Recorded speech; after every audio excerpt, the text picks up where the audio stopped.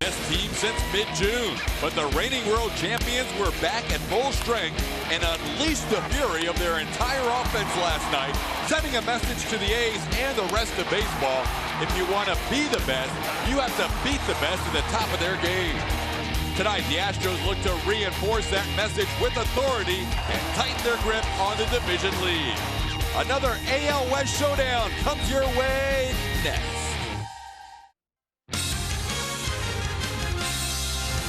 Swing and a miss, strike three. Deep to center field. This ball's crushed.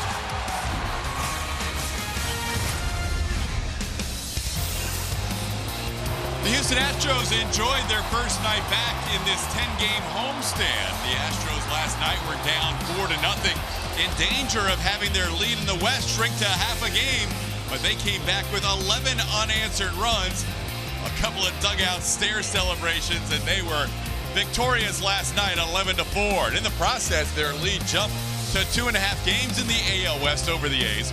Only 2 games remaining between these two teams. Seattle starts the night 7 games back. We welcome you to Minute Maid Park as the Astros and the A's play the middle game of a 3-game series tonight with Charlie Morton on the mound for Houston. Hi, everybody, and welcome. Todd Callis alongside Mike Stanton filling in for Jeff Blum. And, Mike, you have these two teams playing for the final time this year before the month of September. Very important games. Yeah, it is, especially for the Oakland Athletics. I mean, they've got 2 pitchers now, starting pitchers on the disabled list. These are, you can't really say must-win games because we're not in September yet, but they're pretty close. And for the Oakland A's, they wish that the health of the Houston Astros has not returned, because when you have at least one of those core 3 missing, the A's have done very well.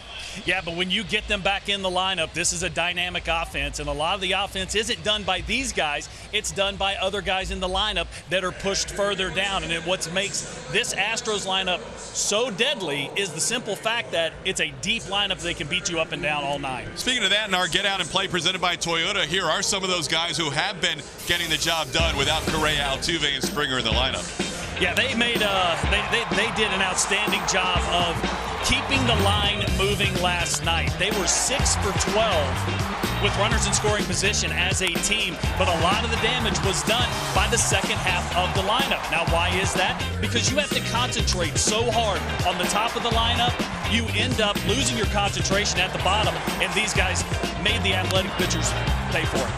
A 5-run third, a 6-run eighth as the Astros roll to an 11-4 victory. They will try and duplicate that again tonight as Tyler White finished off the 6-run eighth with a 3-run home run as the Astros took the first game of this 3-game series. When we come back, Bart Ennis will join us, and he'll be joined by the manager of the Houston Astros, A.J. Hinch, right after this.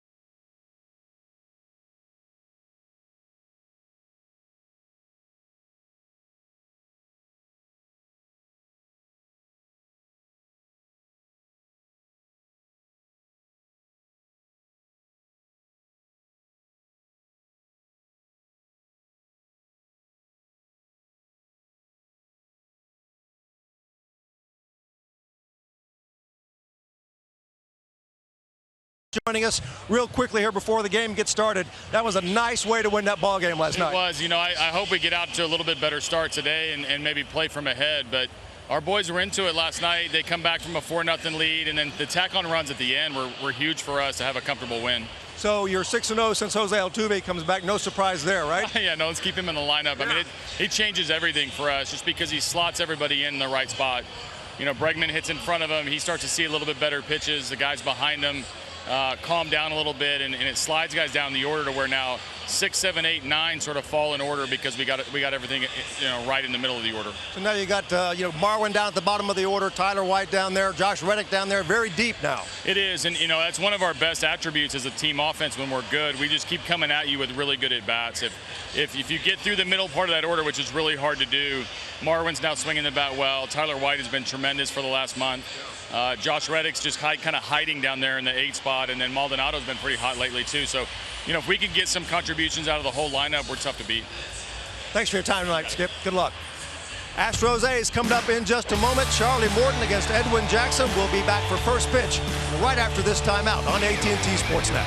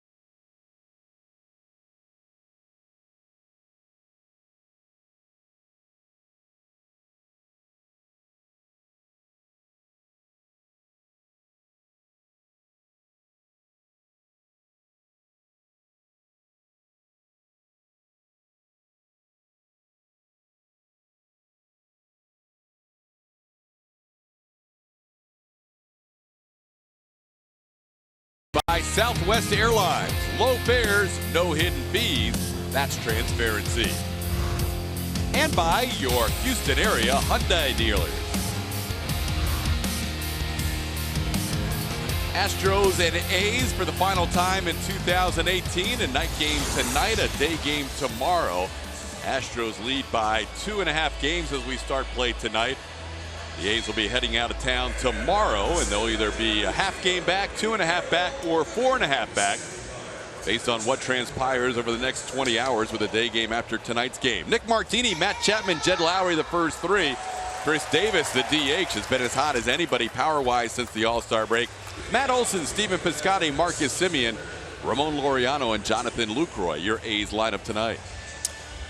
Astros have Charlie Morton on the mound for them tonight to face this Athletics team. 34-year-old right-hander earned his first career All-Star game. Last time out, struggled a little bit, giving up 7 hits, 6 earned runs in just 5 innings. How about Nick Martini, the leadoff hitter, coming out swinging tonight? Yeah, he didn't really give me a chance to finish what I wanted to say. We know what he's going to do. He's going to throw the mid to high 90s fastball, both 4-seam and 2-seam. The devastating curveball, especially against left-handers. Occasional slider, occasional changeup, but it's really about the fastball-curveball combination. He is facing the A's for the 3rd time this year as Charlie works his 26th start of the season.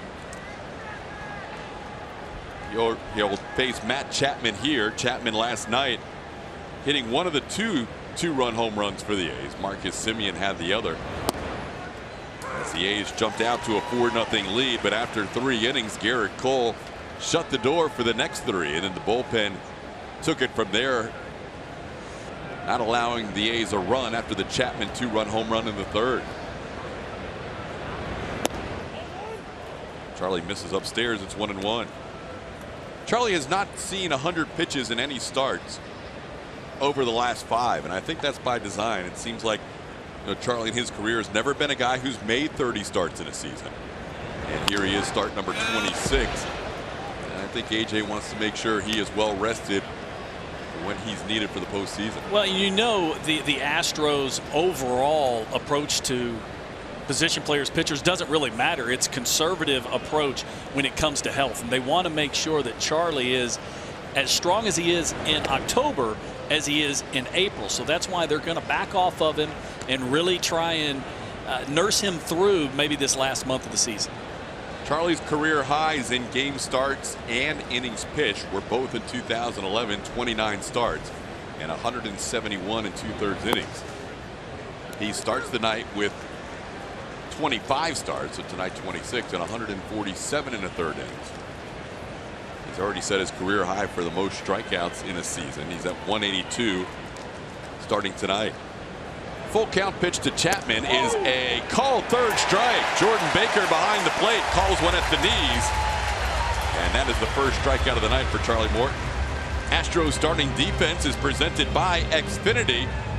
Tyler White back out there at first base, and George playing his 2nd straight game in center field. He is flanked by Marwin Gonzalez and Josh Reddick. Alex Bregman and Carlos Correa on the left side. Jose Altuve and Tyler White on the right side. Yuli Gurriel getting the DH tonight after the day off yesterday. And Martin Maldonado behind the plate for Charlie Morton.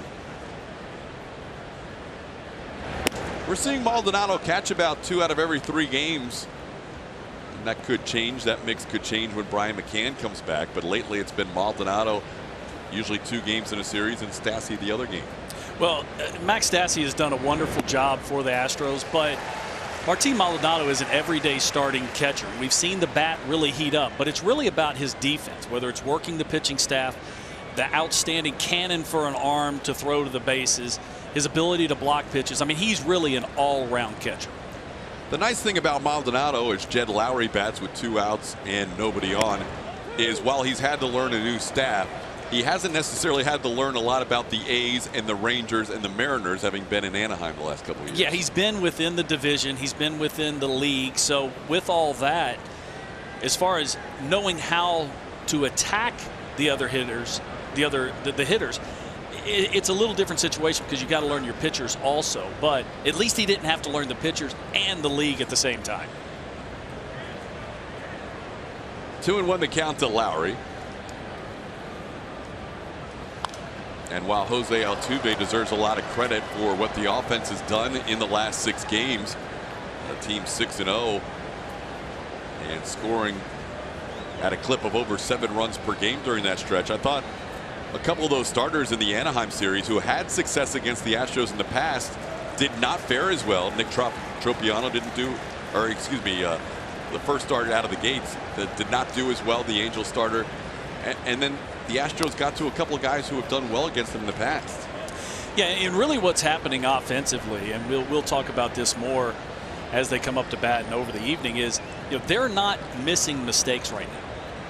And when they're struggling, it's not that the pitchers are all of a sudden throwing the ball on the corners all the time. Pitchers make mistakes every single at bat, but it's whether the hitter can capitalize on those mistakes.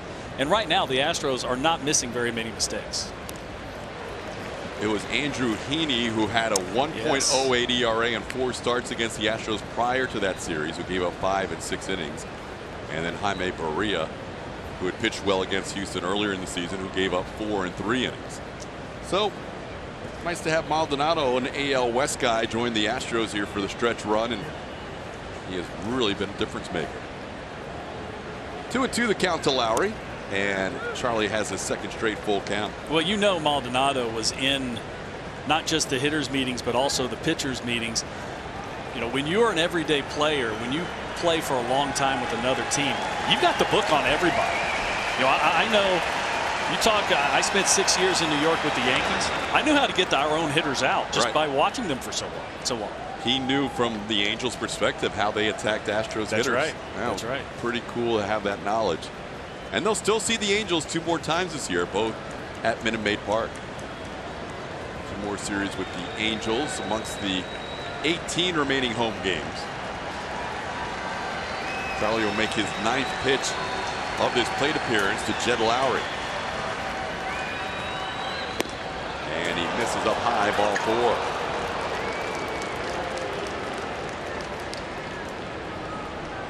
Jordan Baker calling balls and strikes tonight. He's had a couple of tough pitches on 3-2 pitches. One was at the knees, called a strike on Chapman. That one a little bit high on the 3-2 pitch to Lowry.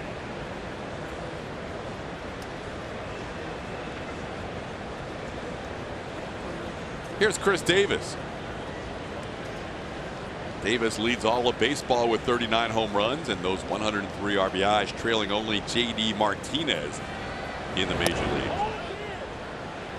Takes a pitch in, no swing, says Mark Wegner, the crew chief.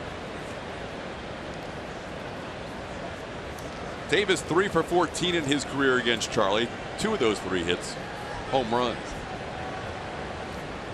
I'm going to say he's got that kind of numbers against a lot of pitchers in the American League. Not a whole lot of hits, but a lot of home runs. Ball into center field, maybe off the end of the bat. George Springer coming on, still coming, diving effort, and he makes the play.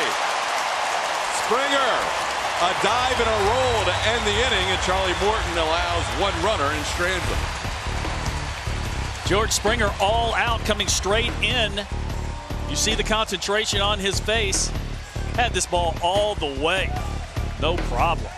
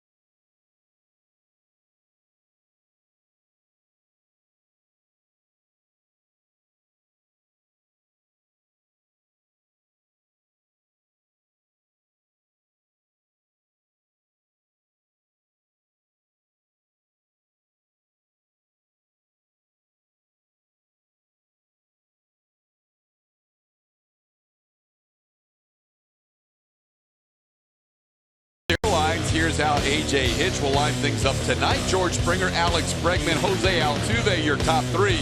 Carlos Correa hits the cleanup spot. Lineup is a lot thicker with the Springer, Altuve, Correa combo back. Marwin Gonzalez, Tyler White, Yuli Gurriel, Josh Reddick, and Martin Maldonado. On the mound for the A's tonight, Edwin Jackson, 4-3 with a 2.97 ERA. The 34-year-old right-hander faced the Astros a couple starts ago and did an okay job. Gave up just 2 runs on 5 hits in 5 innings. Gave up a couple home runs, but he's going to attack 2-seam, 4-seam fastball in the low to mid 90s.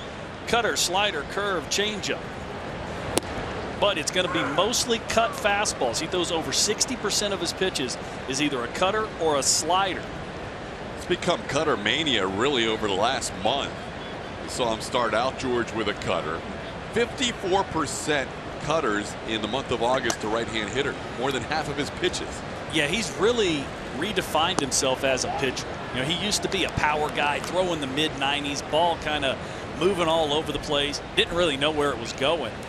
As he's gotten a little bit older, He's calmed down the mechanics some, and he actually uses his cut fastball as his regular fastball and then tries to surprise you with either the curve or one of the regular four-seam fastballs.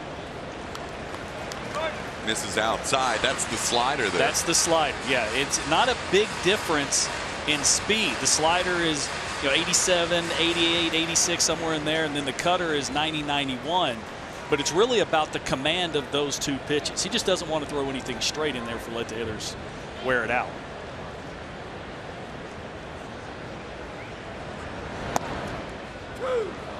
Catches the inside corner up.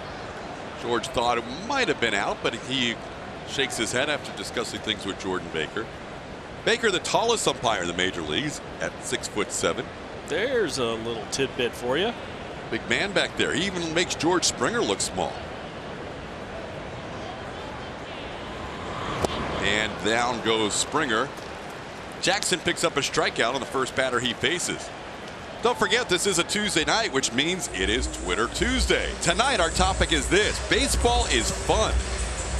Tell us why you think, or what you think, about the Astros having so much fun on the field, in the dugout. Tweet us your thoughts and pictures of your favorite celebrations and your comments on why you love watching the Astros have so much fun. Did we get this from Bryce Harper? Remember spring training a couple years ago? We got to make baseball fun again. Yeah. If you can enjoy watching this team play the game, oh man, then baseball's not your sport. Not at all. And their antics they do. I mean, it's one thing to have fun playing together. It's another thing to watch these guys and really enjoy being around each other. And it seems like, there are no clicks. Just watch these guys on the bench. Bregman offers at the first pitch and bounces one to Simeon. Jackson has a couple of outs to start the bottom half of the first inning.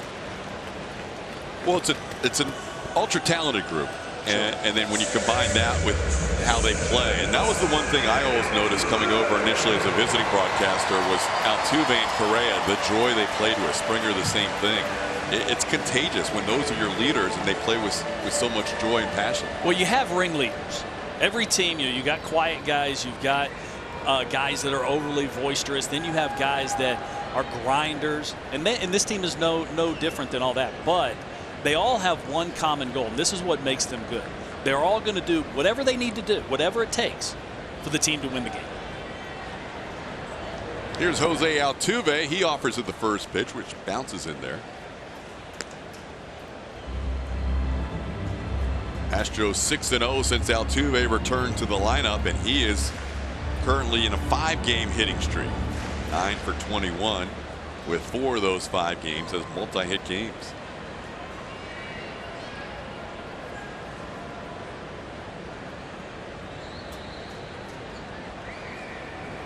Altuve around a bunt and takes it for a ball. It's 1-1. We have our first tweet on Twitter Tuesday. Rachel loves the Bregman stare. Just love watching the Astros because they're playing like it's in a field somewhere, not a big league stadium. Kids game played by adults. Altuve showing bunt there does a couple of things. It makes Chapman think about where he's positioning, and it also tells you that Edwin Jackson has had a little success against Altuve. Even though Altuve's 3 for 9, Jackson has struck him out 4 times. And you don't see a pitcher strike out Altuve nearly half of his at-bats. No, you don't. And Chapman, now he moved back even further. You can see him almost on the grass. But even with Altuve squaring around, he didn't move a whole lot. He wasn't going to come in and let Altuve drive one by him.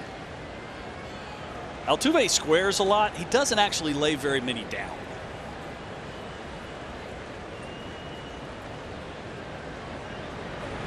And he strikes out Altuve here. Strong start to this game for Edwin Jackson with a couple of strikeouts and a ground out.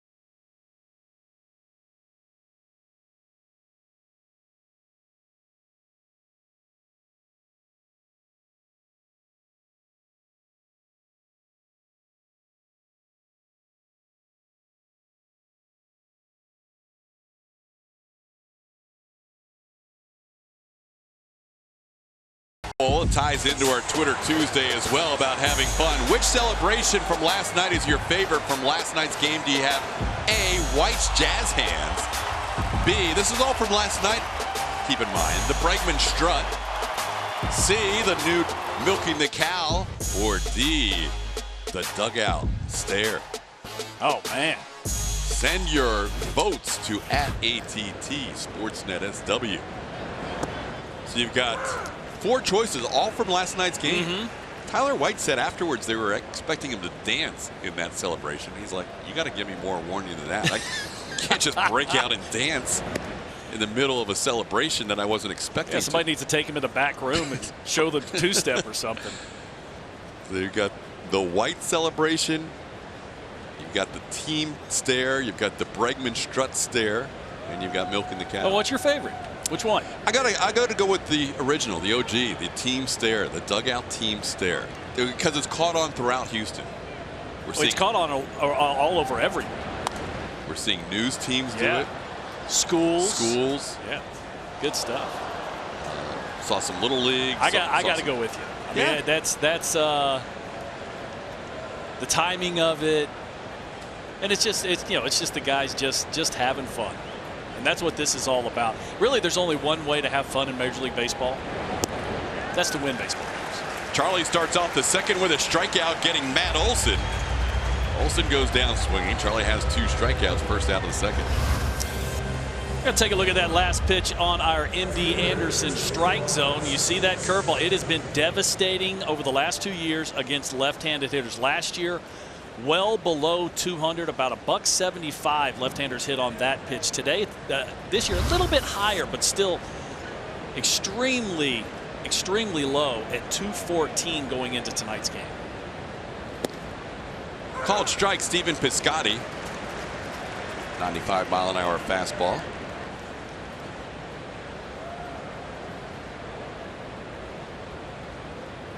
Piscotty 3 for 8 against Charlie.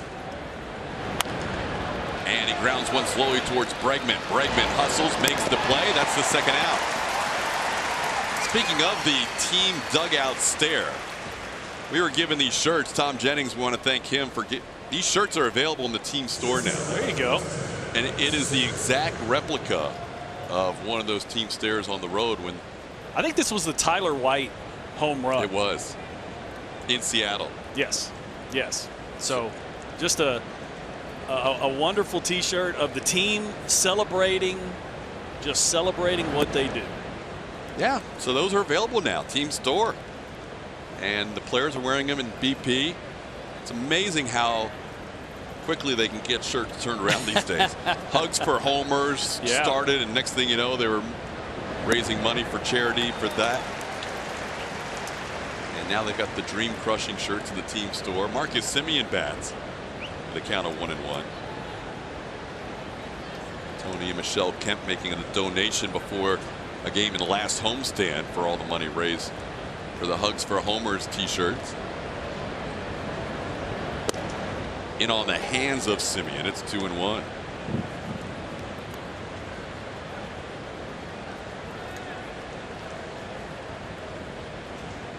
Charlie coming in 6th in the American League in strikeouts per 9 at 11.12.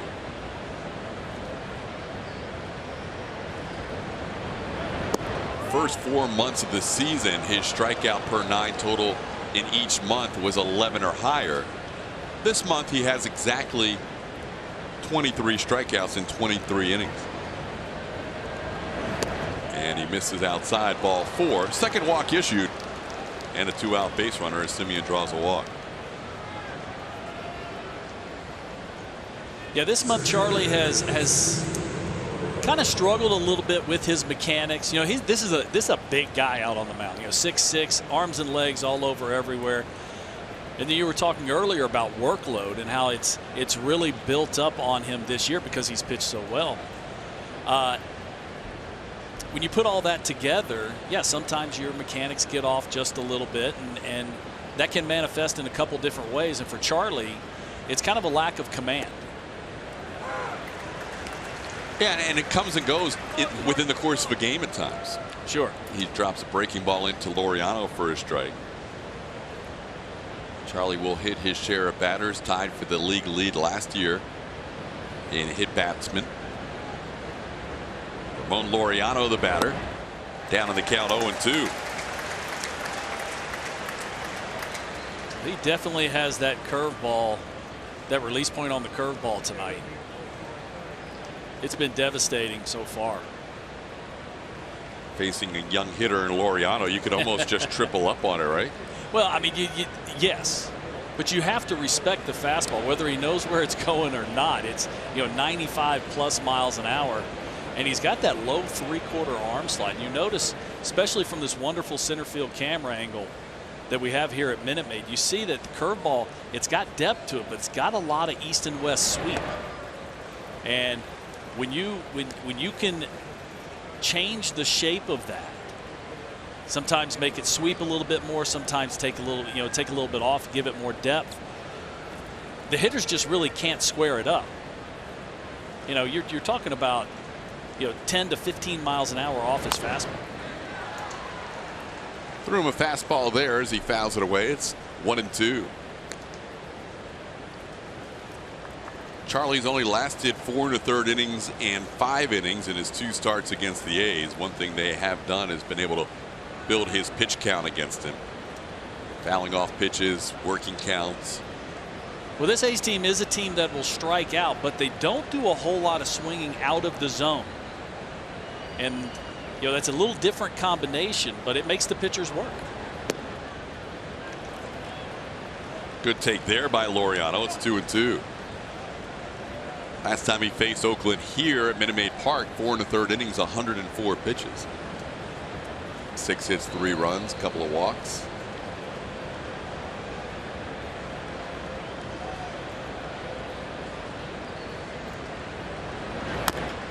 Chopped off the plate. This is going to be a tough play. Maldonado tries to barehand it, but he has nowhere to go with it. Laureano with an infield hit that only went about 30 feet.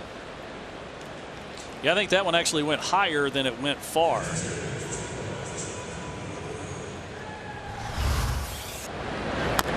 See, that was a 2-seam fastball from Charlie. And you know how little you have to actually make contact to hit the ball off of the plate? I mean, you're talking about just millimeter of contact, but the ball goes so high, and with Laureano's speed, even with Maldonado's cannon for an arm, no chance to get him first. Yeah, it didn't look like the ball had enough English to go foul, even if Martin let it go. That's what he was hoping for. You see him, he didn't field it right away. There was a little hesitation.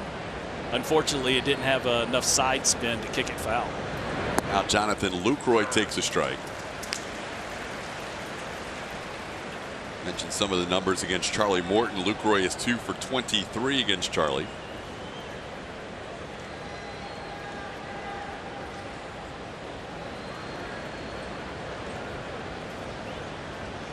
Those type hits can be so frustrating when you're on the mound. You make the pitch, you get the weak contact, and still no good results. Able to get through it though with a comebacker on one hop as Charlie is through an inning and a half scoreless.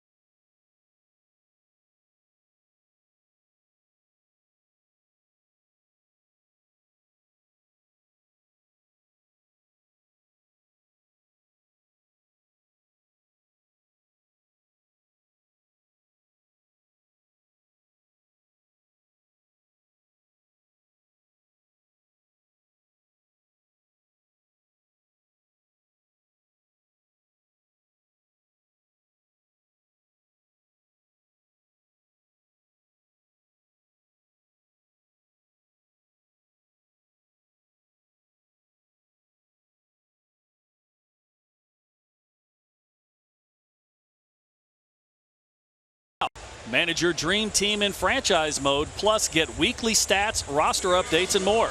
Learn more at RBIGame.com. Rated E for everyone. Bottom half of the second inning, Carlos Correa will lead things off. Carlos playing in game number 16 back off the DL.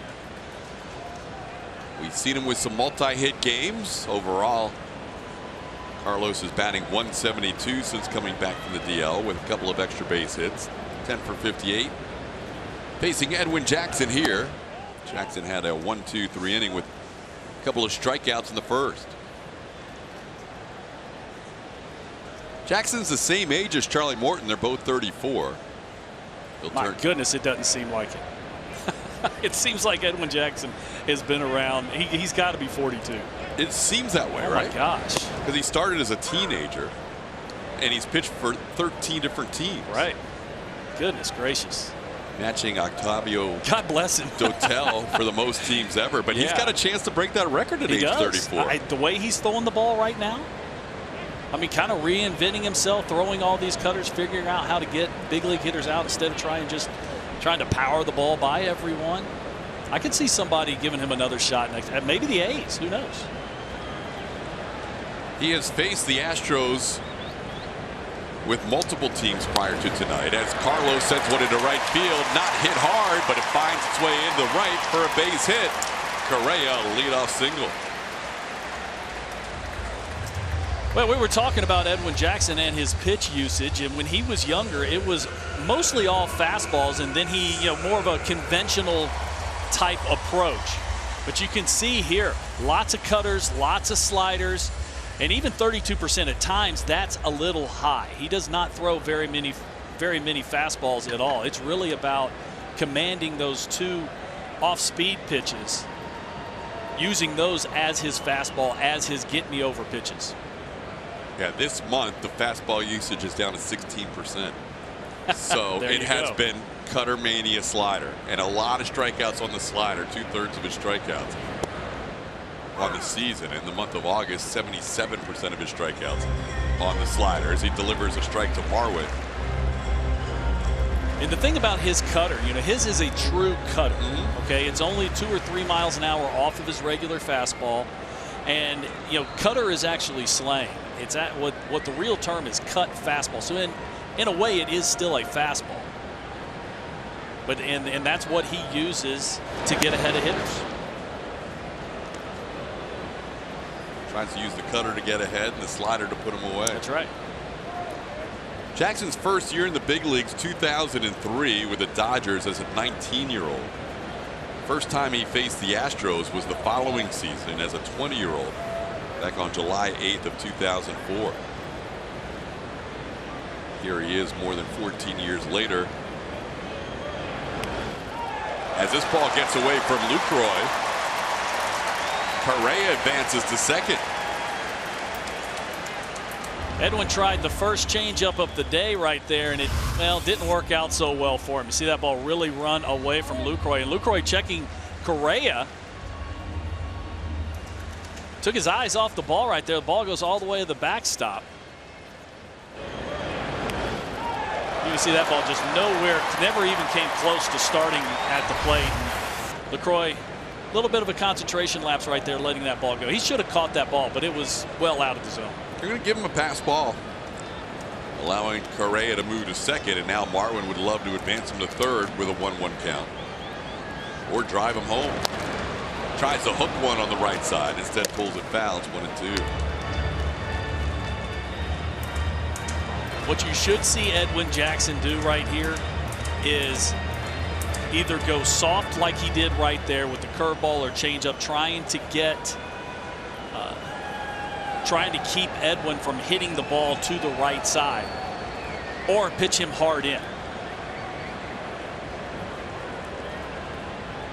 Marwin has been rolling lately. Had another nice game last night, reaching base 4 times.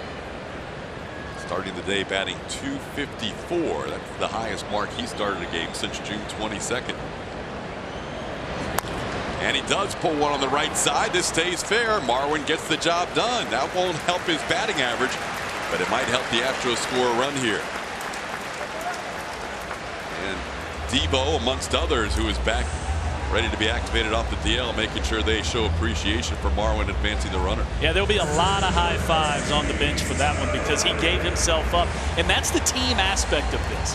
Yes, the batting average goes down, but the love on the bench goes way up because he just gave himself up. You can see the swing. He wasn't trying to do a whole lot right there with that off-speed pitch from Edwin Jackson, except just hit a weak ground ball to the right side. Now you've got the infield in with one of the hottest hitters of any team since the All-Star break, Tyler White at the plate. White hits one foul and breaks that bat that hit a home run to end last night's 6-run eight. It went, can't even say that one went down a hero. Tyler had a little issue with his contact lens last night before that home run. Yes, he did. Took a little break. Trainer came out, looked in his eye, next pitch. 3-run Gonzo. Since the All-Star break, Tyler's OPS of 1108 is the 4th best in the American League. One of the guys on that infield for Oakland is a little higher, Matt Chapman. Tyler right up there amongst the Mike Trouts and Chapman, who's been red hot. JD Martinez, the other guy in the top 4. Tyler grounds this one foul, and he's down to the count 0-2.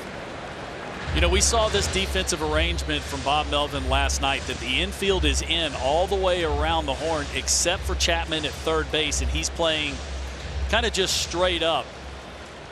And the reason he's doing that is even though Correa does have speed at third base, chances are if the ball's hit to third, the ball's hit with a little bit more pace, and they think that Chapman would still have a chance of getting Correa at the plate.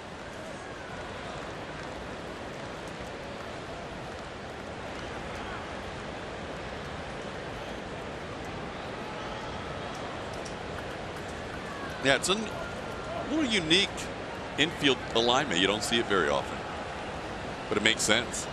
Yeah, and with Chapman playing back, what it does, it just gives him more range. Instead of playing in, it's just a dive. Now he gets a step and a dive.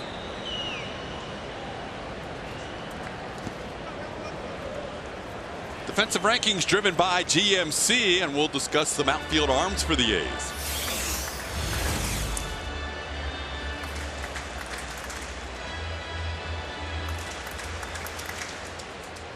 Well, here you see it all the way around the horn. Martini in left has an average arm, so you give him a yellow light. Laureano in center's got a very good arm and a quick release. Piscotty, well, he doesn't quite have the arm strength, so if he's going to do any damage at the plate as far as throwing somebody out, he's going to have to charge the ball very hard. Slowly hit. Carlos is going to try and score, and he will. Chapman makes the play to first, and the Astros take a 1-0 lead.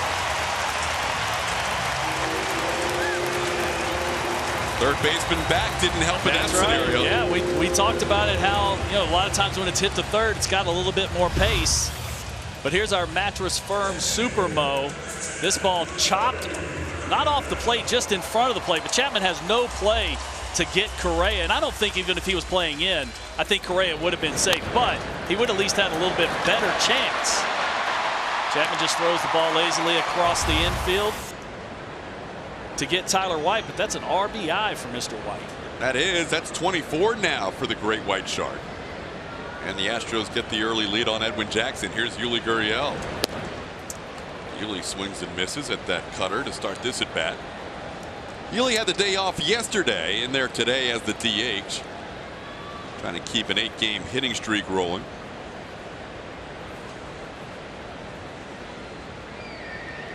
This inning against Edwin Jackson, a little flare single to right, a pass ball, a ground ball to advance a runner, and a ground ball to score a runner. Chapman on the move retires Gurriel. The Astros manufacture a run and lead this game 1-0.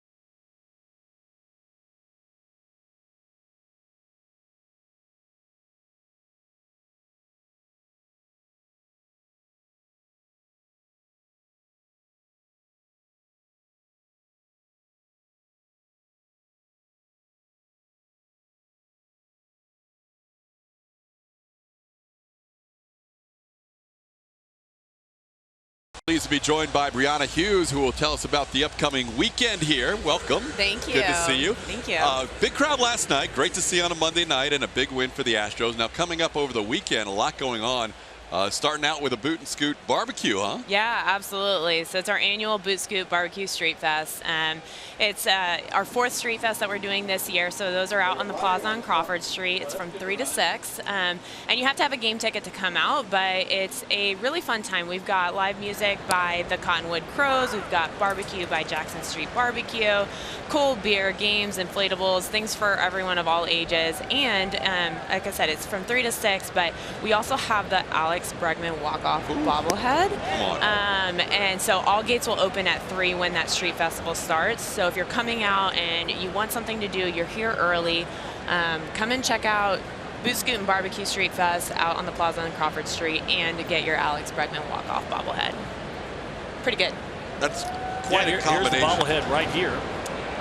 It is. Yeah, this was such a fun moment, right, for so many people.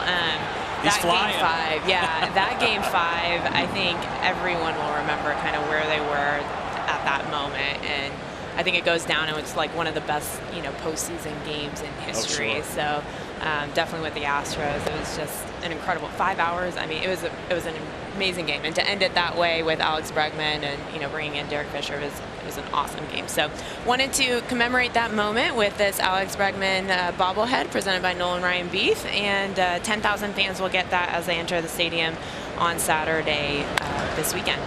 Into left center field, slicing away from Springer. Another diving catch by George Springer. That's 2 on the night, and the first out of the 3rd. And this one's kind of fun too, like the timing of it. We're about to start making our push for the postseason, and just kind of bringing back those memories for Astros fans of what that moment was like whenever Alex hit that walk-off single. Love the catch right there, but you captured the moment with the outstretched arms and everything by Bregman. We try, We did a diving catch bobblehead of Springer, and so we're looking to capture this moment. So it's fun if you're coming out. Bobblehead and barbecue on the same day. Are you guys crazy? You could spread this stuff out a little bit. That's what everyone keeps telling us, but why do that when we can just layer it all on and make it like a full experience for the fans when they're coming to the ballpark? You can get here early for those bobbleheads. We encourage people not to get here any earlier than 8 a.m., but gates will open at 3 p.m. for that. To Hopper to Carlos for the second out of the inning. Let's move on to Sunday. Dog Day, Sunday afternoon. Yeah, our annual Dog Day. This is always a fun one. So Dog Day is presented by Tito's Handmade Vodka this year, which we're really excited to have them on board. They're, really good corporate citizens when it comes to dogs. And it's going to be a lot of fun. We do have limited tickets available. Our field box package has sold out, but our standing room only package is available for just $30. And, the dogs can enjoy... That's an awesome noise. Like, that noise is fantastic. So dogs that are coming out can, participate in costume contests. We have a pregame pooch parade. We'll have plenty of pet adoptions out on the plaza on Crawford Street. So even if you're coming to the game and you're not participating in Dog Day, feel free to swing by the plaza on Crawford Street. Kate Upton and Justin Verlander have kind of partnered with us for a Grand Slam for pet adoption, and we're going to have tons of really great adoptable dogs thanks to Houston SPCA and Houston Pets Alive, 2 great organizations here locally. Well, do you have a guesstimation of how many 4-legged fans we're going to have that day? Usually we get about 500 to 600 dogs in the park. Yeah, and it's great. And the part of the ticket package, and thank you, Todd, for reminding me, is dogs will get this World Champions chew toy, so complete with a squeaky sound. Yes, thank you, Todd. So that'll be available for every dog that comes out for the game that day. Problem is, some fans are going to enjoy this toy too much to let their dog tear it up. You're right. I mean, it's almost kind of a keepsake, right? Very cool, though. Yeah, that is awesome. Yeah, so fans that have purchased a Dog Day ticket will get that as part of their package. All right, we've got. Unfortunately, I don't think this one would last very long at my house. I've got Great Danes. Oh, wow. Yeah. So that would be torn up. All right, so 2 outs, 2 strikes. Quickly, Houston Strong Series after Sunday. Yeah, so, we just kind of remembered the 1-year anniversary of Hurricane Harvey, and our Twin Series kind of pays tribute to that 1-year anniversary. So every game on the Twin Series, so Monday, Tuesday, and Wednesday, we do have a special t-shirt ticket package where you can get a Stay Strong, Houston Strong t-shirt. It's a $10 add-on, so if you already have a ticket to the game that day, you can add on, or if you're looking to buy a ticket, which we still have tickets available, you can add that to your ticket purchase for that day. $10, all the proceeds benefit the Astros Foundation, and we're really excited to kind of, bring that t-shirt back. And there are so many, memories from coming back and playing in Minute Maid Park after that incident with Hurricane Harvey, and that series kind of marks that 1-year mark of coming back and playing in Minute Maid Park. So excited to offer that t-shirt, and then all series we're going to be honoring first responders. Very cool. Very close pitch there at 3-2. Charlie doesn't get the call on a walk drawn by Lowry. Yeah, and I love the fact that you guys are honoring that Harvey, that anniversary, only because it meant so much in so many different ways to everyone, and the fact that you guys are bringing that back with Houston Strong and remembering everything that happened, especially with the first responders, is special. Yeah, absolutely. And we've got a great partner with Lyondell Basell, who's, really passionate about first responders. And so, on Tuesday, we'll actually have a challenge coin, a first responders challenge coin that basically is a thank you challenge coin. And 10,000 fans will get that as they're entering the stadium. But it is a Houston Strong challenge coin that 10,000 It's fans heavy. will get. It is. It's got some good weight to it. Chris Davis clipped on that pitch, and he will go to first. It'll be first and second, 2 out. There's the Houston Strong Challenger coin. Yeah. So, and then, like I said, all week, all Twin Series will be honoring them. We'll have a special pregame ceremony on that Tuesday as well, kind of commemorating and honoring our first responders. So we'll have, a giant flag and, first responders on the base paths, etc. And then all Twin Series too, our players are going to be wearing that Houston Strong patch that, we introduced after Hurricane Harvey, and I think that motivated and inspired a lot of our players as we made that postseason run last year. So excited to bring that one back. Yeah, it was incredible what the team and community, how they bonded and helped out in part of that recovery process for sure last season. So we've got the Minnesota series, 3rd through the 5th, is going to be Houston Strong series. Saturday is Boot Scoot and Barbecue and the Bregman walk-off. Yep. This ball's drilled to right field. Reddick will not even go back on this. It is off the facade of the upper deck. Matt Olson hitting a 3-run home run. Charlie Morton with a walk, a hit batter, and a 3-run home run after 2 outs and nobody on. That is Olson's 24th home run of the year. That's the same total he had in 2017. This doesn't happen very often to Charlie, where left-handers get him. We're going to take a look at the pitch right here. This was a breaking ball that really didn't do a whole lot, and you can see Charlie knew exactly where this ball was going. It had the off speed, only 80 miles an hour, but did not have the depth. And Matt Olson made him pay for making that mistake. Lefties coming in, hitting .214 this year against Charlie, but Olson picking up the big 3-run home run. So we were just recapping. We had the Twin Series. Saturday is going to be the Bregman walk-off bobblehead with the barbecue, and then Sunday is Dog Day. Yep, limited tickets still available, and encouraging our fans to come out. It's Labor Day weekend. Monday is a day game, so nothing better than off day in baseball. Yeah, day baseball Monday, and then a night game on Sunday. Yeah, little opposite, right? Yeah, so we'll be a Sunday night broadcast on this Sunday with Dog Day. So that'll be fun with all the pooches in the ballpark. So I think we hit everything. And Fridays again, another big and bright Friday night standard operations, right? Absolutely, yeah. Cool. We've got a great fireworks show lined up with chart toppers. So chart toppers, top songs of the year. Mm-hmm. There you go. There you go. Well, that's a lot to look forward to. Hopefully, the crowds this season have been phenomenal. They have been. I know you guys are, hoping to get pretty close to 3 million, and the fact that you even can talk about that number is tremendous. So thank you, Brianna. Well, we're excited. We've got a really great fan base, and for more information, check out astros.com/promotions. 3-1 A's. We head to the bottom of the 3rd.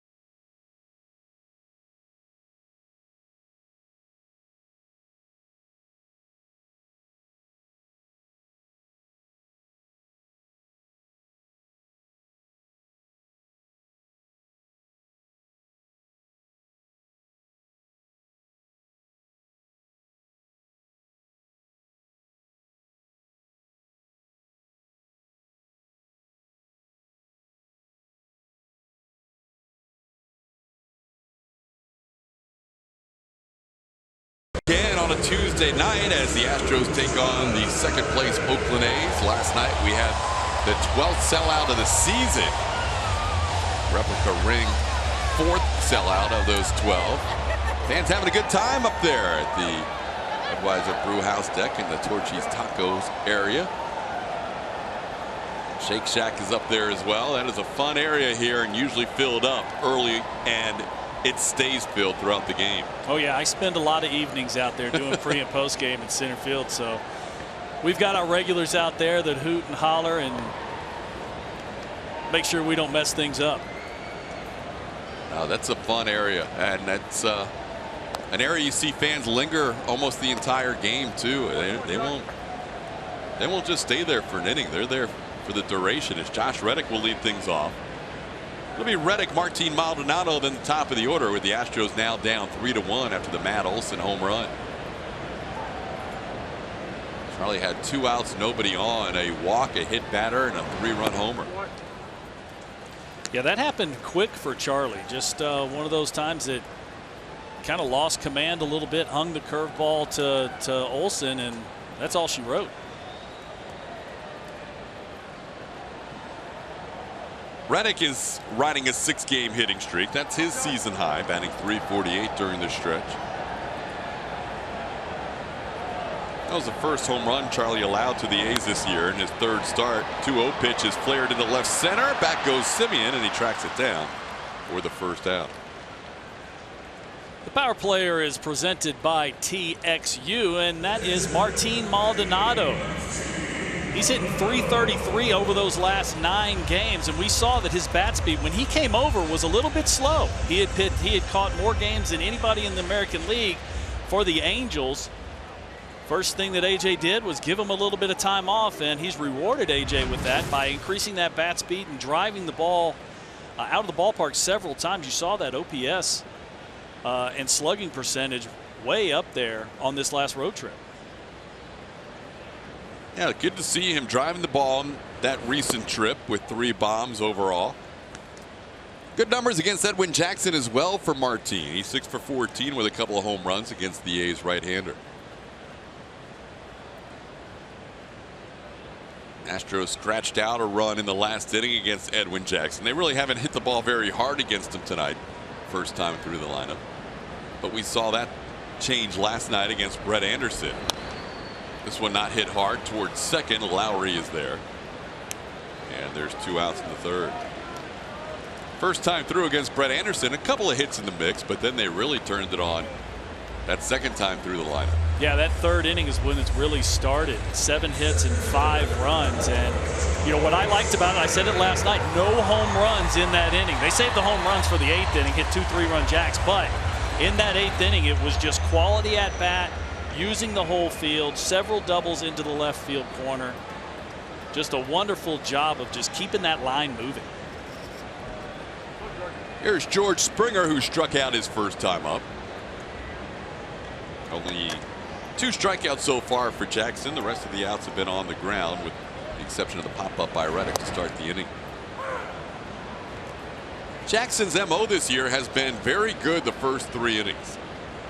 His ERA the first 3 innings this year is 1.64.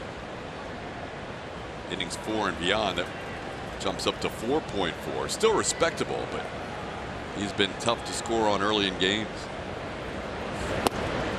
George takes a call strike. He's down to the count 0-2.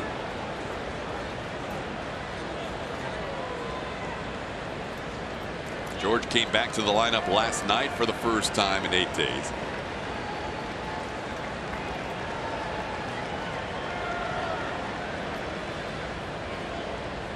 George with double homer run as part of that 5-run 3rd.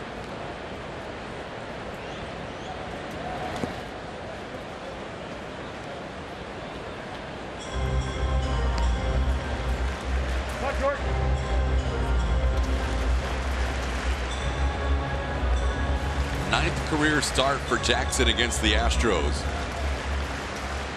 First couple with the Dodgers. 04 and 05. Then with Tampa Bay in 08. With the Tigers in 09. Made a couple of starts against Houston with the Nationals in 2012.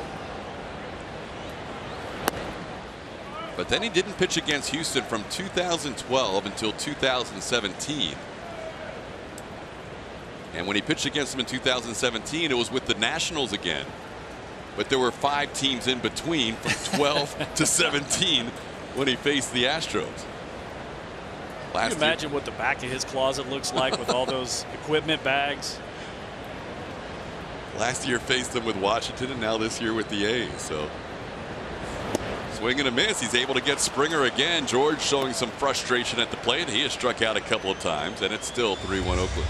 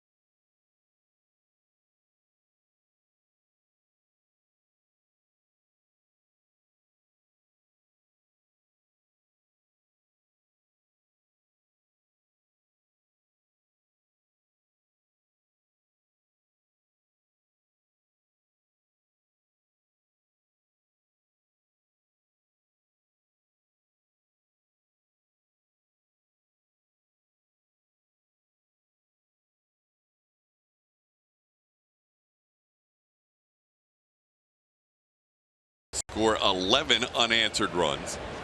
Marcus Semien, Ramon Laureano, Jonathan Lucroy, bottom third of the A's lineup. Facing Charlie Morton. Charlie delivers a strike. So are you making a call? Not yet, but what I'm leading into, though, is the way you come back down 4-0 is your starting pitcher, in this case Garrett Cole last night, has to lock things down for a few innings, and he was able to do that through innings 4, 5, and 6. Yeah, it was still a struggle for him, but he gave up 2 two-run home runs. One tape measure shot to Marcus Semien. The other one, we'll just say not so much of a tape measure shot to Matt Chapman. But bottom line, he did, after going down 4-0, he did put up some zeros to allow that good offense to come back and score some runs. Garrett and A.J. Hinch sitting next to each other. Those two are probably wondering where that last pitch was. Didn't miss by much. The 1-2 delivery. Semien doesn't chase. It's 2-2.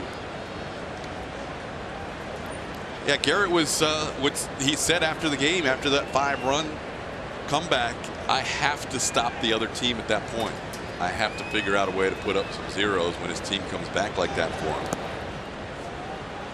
You can see the third pitch was off the plate, and now Charlie has run the count full after getting ahead 0-2. And you know, Todd, that's the sign of a of a veteran good pitcher, that even the days he doesn't have his best stuff, he may have to change his game plan completely. And that's exactly what Garrett did, just to get outs. You know, it's no longer about establishing this or that. It's just about getting that weak contact and putting zeros on the board. Cole taking over the AL lead in strikeouts, passing his teammate Justin Verlander. That might go back and forth for a while. It seems like every other start. Yeah. Whoever starts last has the lead. What does he have him by 3 or 4 strikeouts, I think? He got up. He was 3 down and he got 8 last night, so he's now up 5. 5. Okay. And they're both approaching, as long as they make their starts, they're going to set the mark for the most strikeouts for a duo of Astros pitchers in the history of this franchise. And there have been some strikeout pitchers here along the way. Yeah, that's Nolan Ryan and anyone. Right. To third, Bregman. Low throw, scooped by Tyler White to retire Simeon for out number 1. Our Best in Texas Power Pitcher is brought to you by your local Ford dealers. And that's Garrett Cole from last night. You can see he's the only pitcher in the American League to go a minimum of 5 innings and give up a maximum of 4 runs. There's only one other pitcher in Major League Baseball that's done that. That's some guy in D.C. named Max Scherzer or something like that. That's won a couple Cy Youngs, but that's pretty rarefied air where Garrett Cole has been this season. And that's just consistency. Day in, day out, getting the job done, giving your team a chance to win. We talked about how he didn't have his best stuff. You only go out there. It doesn't matter if you're a starter or a reliever. You only go out there with your best stuff, in my opinion, about once every 4 or 5 times, maybe 6 times towards the end of the season. All those in between, you got to figure out how to get dudes out. Charlie ahead of Laureano, 0-2. Hey, Jim Crane signing that license plate. Yeah! Woo! Go Astros! I think we heard that through our mics. Laureano, a guy who was with Houston up until the offseason. Spent last year at AA with the Hooks at Corpus Christi.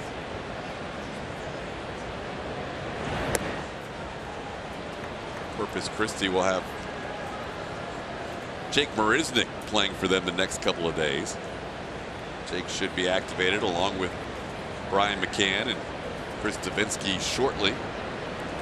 Yeah, we heard from Jeff Luhnow last night that all the Astros minor leagues seem to be going to they're going to go to the playoffs this year. How about that? All the full season teams are going to make the postseason. Wow. So you may see different waves of guys come up in September.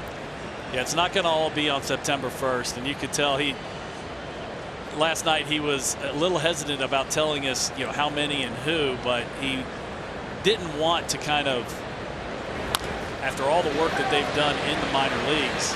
Bregman tries the bare hand. Laureano's safe.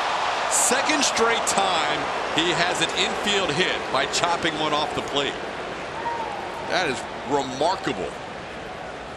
Yeah, we talked about it the first time, how little of the ball you actually make contact with to do this. Now, Bregman this time at least had a play on it.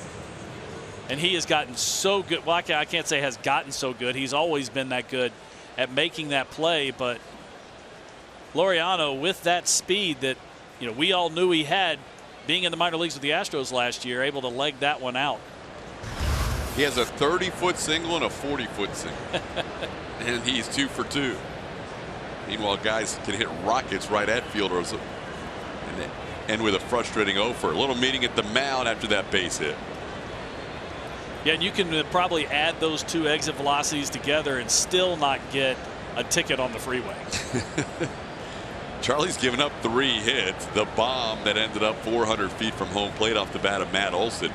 That gave Oakland the 3-1 lead, and then those 2 hits by Laureano. Here's Lucroy. He bounced back to Charlie his first time up. Takes a called strike.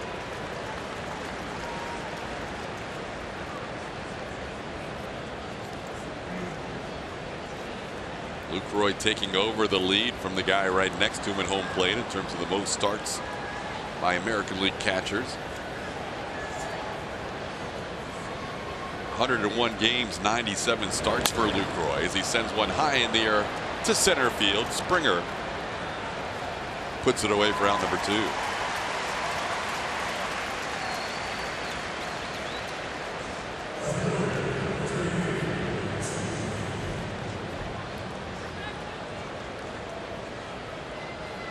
So back to the top of the order for Nick Martini.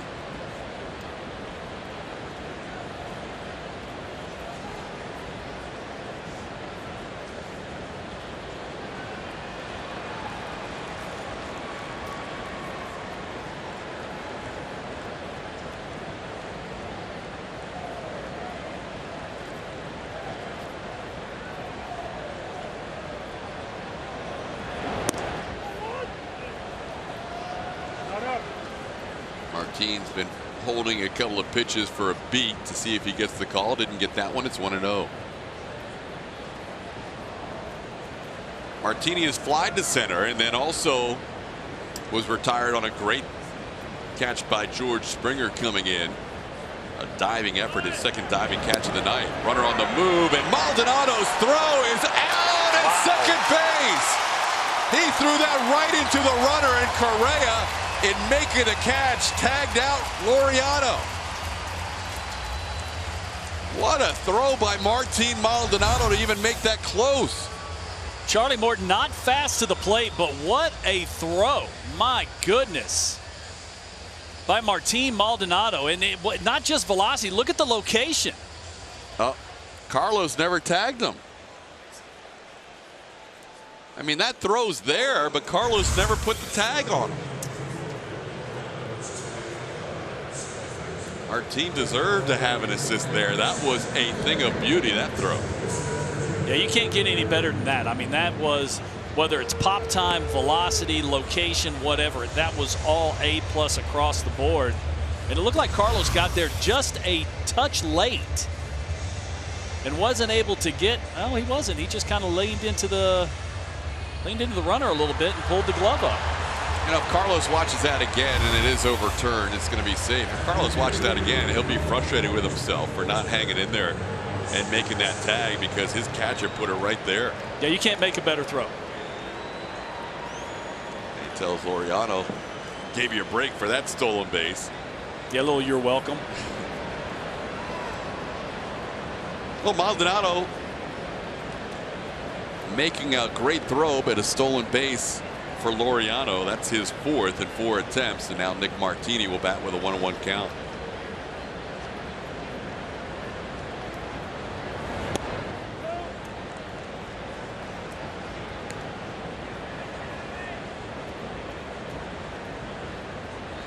Martin Maldonado has the best throwing arm of any American League catcher. According to StatCast, the average miles per hour on his throws, and he showed it off on that last stolen base attempt. Line drive towards Altuve, catches it in the air. That'll do it for the A's as Martini is retired to end the 4th.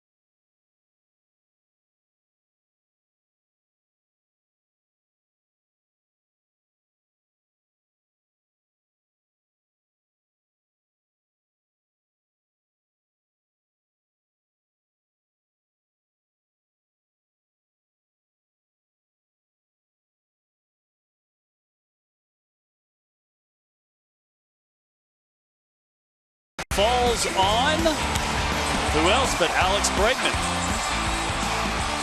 Now, the reason that June 25th date is so relevant, because that's about the time that we started losing the big 3 at the top of the lineup. And since then, Alex Bregman has just been an absolute beast. 9 home runs, 26 RBIs, AL Player of the Month of July, and he comes with a little bit of attitude. Gotta love it. Well, Alex will lead things off here in the 4th inning. Astros down 3-1, facing Edwin Jackson. Bregman, Altuve, Correa. And you're right, June 25th was the last time prior to tonight that those three, Altuve, Correa, and Springer, were all in the same lineup. As Alex takes a first pitch ball. Edwin Jackson, 33 pitches through 3 innings. Done a good job against this Astros lineup so far, allowing just a little flare single to Carlos Correa, and really not much hard contact at all tonight. Yeah, at that time frame, especially the month of July, there were 3 players that carried this team offensively. Bregman was one of them. Evan Gattis matching him in home runs and RBIs in the month. And then the third one was Yuli, hitting with runners in scoring position just shy of 500.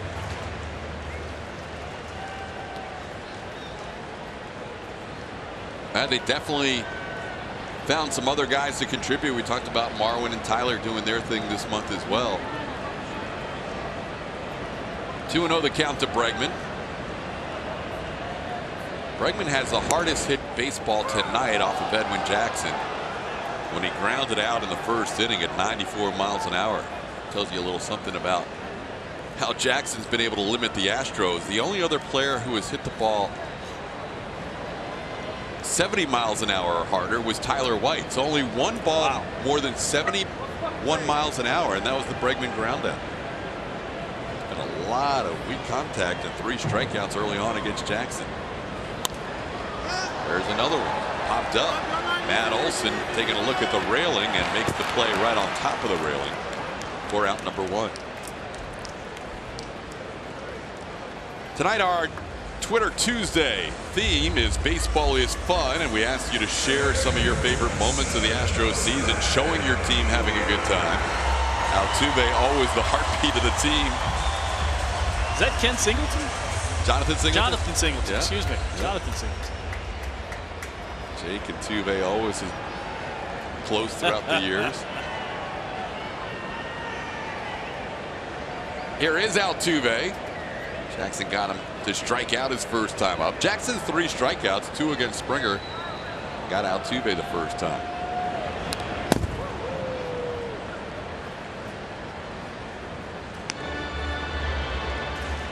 Altuve fouls back the first pitch.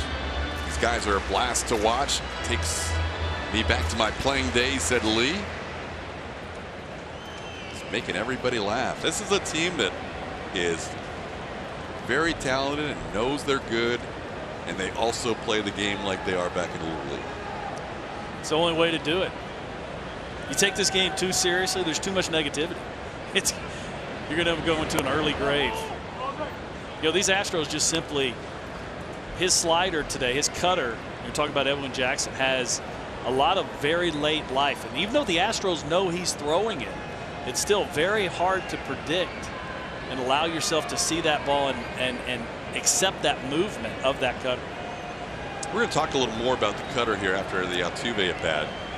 Being a former pitcher, you can help break it down, because sometimes we take it for granted that people know exactly what a cutter is.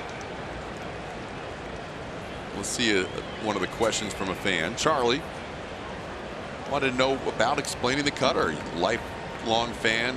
Feels like it's a new term. It's been around, but we use it very often, and I think sometimes it doesn't hurt to explain to people what it is. Yeah, like I said, cutter is slang for cut fastball. So it's actually a version, how a sinker or 2-seam fastball is a version of a fastball. It goes one way, the cutter goes the other way. Okay.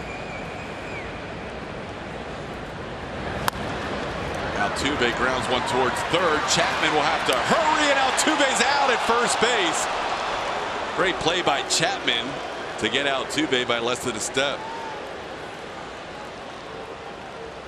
All right, so you played with Mariano Rivera for a number of years. He was the guy who owned the greatest cutter ever, right? The ultimate cut fastball, which that was his regular fastball. But you throw a 4-seam fastball, you hold it cross seams here, and you backspin the ball this way. When you throw a 2-seam fastball, now I'm left-handed, so the ball comes off on the inside, and it has a tendency to work arm side. Now a cutter, you hold off center with your fingers here. It comes off the inside of your fingers this way, and then the ball has a tendency to cut to the glove side. So you've got 3 fastballs. They're all fastballs, but 3 fastballs, one going straight, one tailing, and then one going glove side. So it's just on the grip of how you hold it on the seams and you throw it like a fastball. Yes. Well, you do. There is some manipulation with the fingertips. But the ball, the reason the velocity isn't a big change is because the ball is still coming off the end of your fingertips. You're not turning the ball like you do with a cutter or a slider. Did anybody who was with Mariano in the bullpen have to learn the cutter? Did he try and, you know, he's righty and you're lefty? You know, when you played catch with him, even when he was throwing, you know, 30% the ball cut, it was just natural. You know, he got Tommy John back in the mid-90s.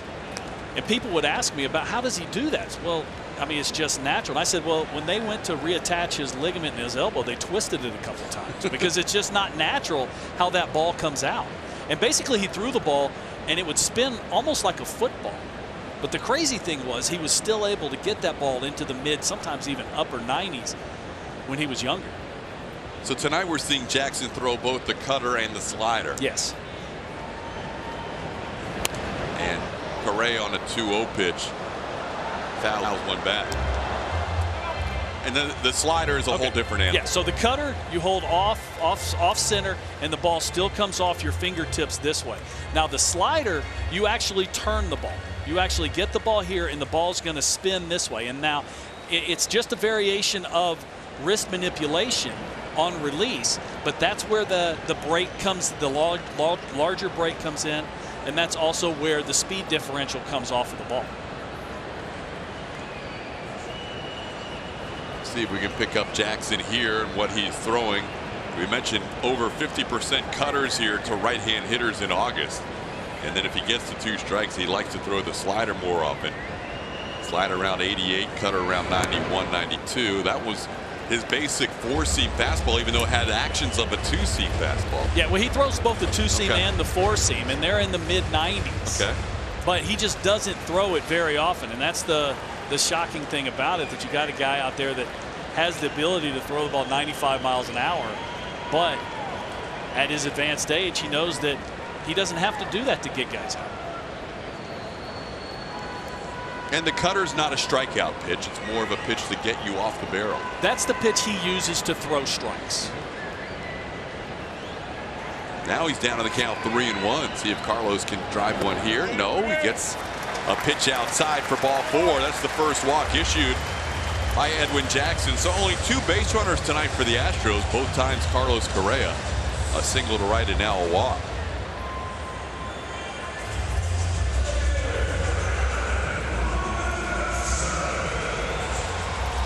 Doesn't throw the cutter quite as much to lefties, but he still throws it more than any other pitch.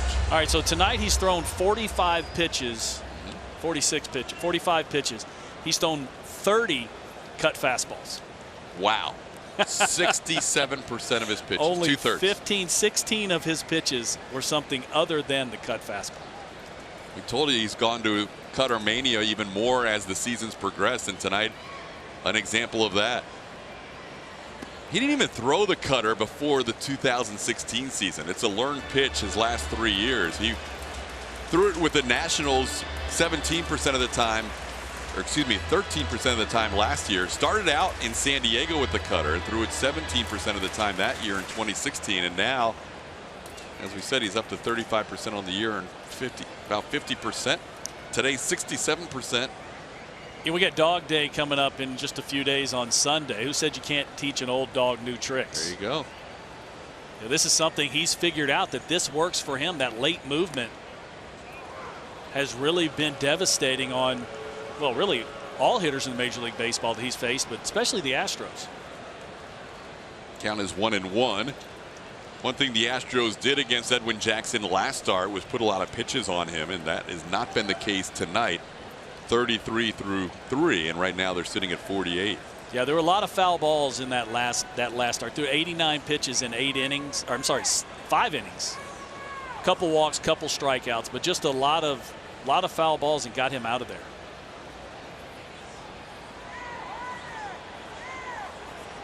Marwin riding an 8-game hitting streak. hitting .412 during the streak. And it chops one foul.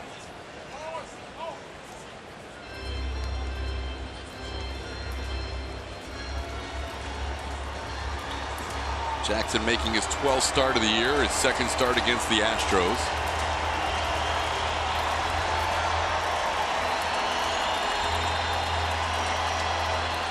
Nine home runs allowed this year by Jackson. Surprisingly, the mix is 8 of the 9 in Oakland. All right, say that one more time. He's allowed 9 home runs. Okay. 8 of them in Oakland. When he goes on the road, he has been a guy that keeps the ball in the ballpark. But it doesn't make sense because Oakland seems like the tougher place to hit a home run. Yeah, maybe with all the teams he's played with, he feels more comfortable everywhere else. The only home run he has allowed on the road this season came at Arlington against the Rangers. I think everybody's giving up a home run in Arlington. But the Astros got him for 2 in Oakland. See if they can get one here tonight. Just trying to string a couple of good at-bats together with 2 base runners thus far. Marwin stays alive on a pitch that was just off the outside edge. You know, that stadium out there in Oakland, the Coliseum, especially left field, I feel like you can hit home runs there. Now, the reason they say it's such a pitcher-friendly ballpark is because of all the foul territory. But, you know, you look at left center field, it's like 363 to that scoreboard. Now, it's tall. Day baseball's different out there, too. Oh, man. Yeah, ball will fly a little bit out there during the daytime. Yeah, you get the marine layer at night. You get the same thing on the other side of the bay with San Francisco. But AT&T Park, that is a pitcher-friendly ballpark because the area in play is so large.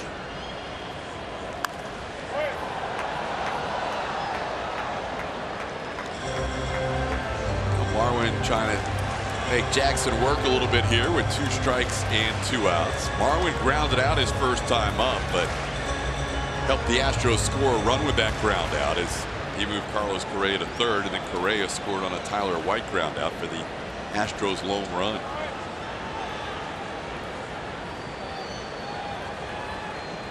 Everything right at that bottom of the zone. Yeah, Marwin's one of the few, him and Bregman, a couple of the few high ball hitters on this Astros lineup. You can see him, Edwin, really concentrate on keeping the ball down.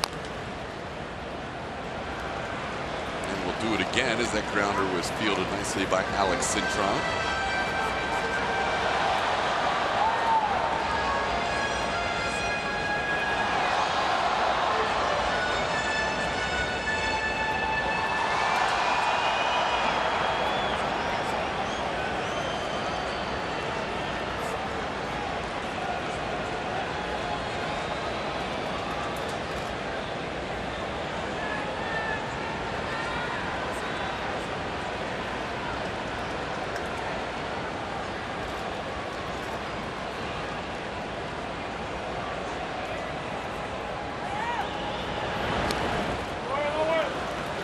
Marwin staying alive. Jackson since June 25th, so a little more than 2 months, has the 4th best ERA in the American League. His current teammate Mike Fiers, who started that stretch with Detroit and now with Oakland, is first in that category, 179. Jackson behind Trevor Bauer, who's now in the DL, and Carlos Rodon of the White Sox.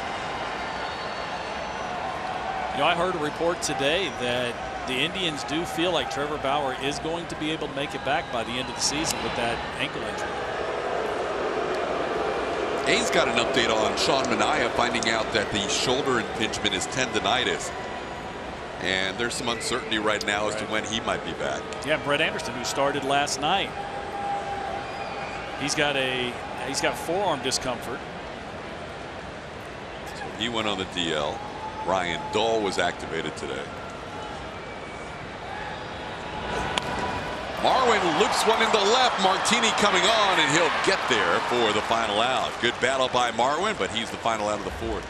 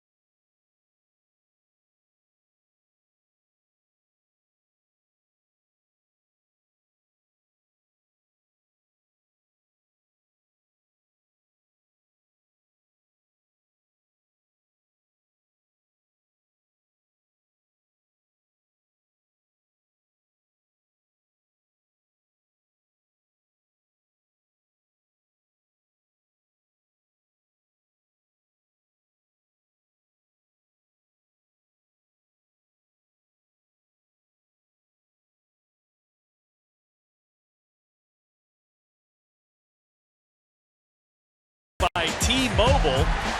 You've seen George Springer. He struck out a couple times, but a couple spectacular catches. One coming in, one going to his right. But unfortunately, a hanging curveball to Matt Olson is the difference in this game, driving this ball off the facade in right field, facade of the second deck. And that's really the difference here, Todd. One swing after the walk and hit batter. The A's do that, though. That's how they do it. Yep. They are a home run hitting team away from the Oakland Coliseum. And that's really how they score their runs. There's not very many runs that they actually manufacture. This one hit high in the air. Chapman just got it off the end of the bat, and Marwin puts it away. A one pitch and one out in the fifth inning. The fly ball percentage year to year for the Oakland A's. They made the postseason in 2013 and 14 when they had the highest fly ball percentage.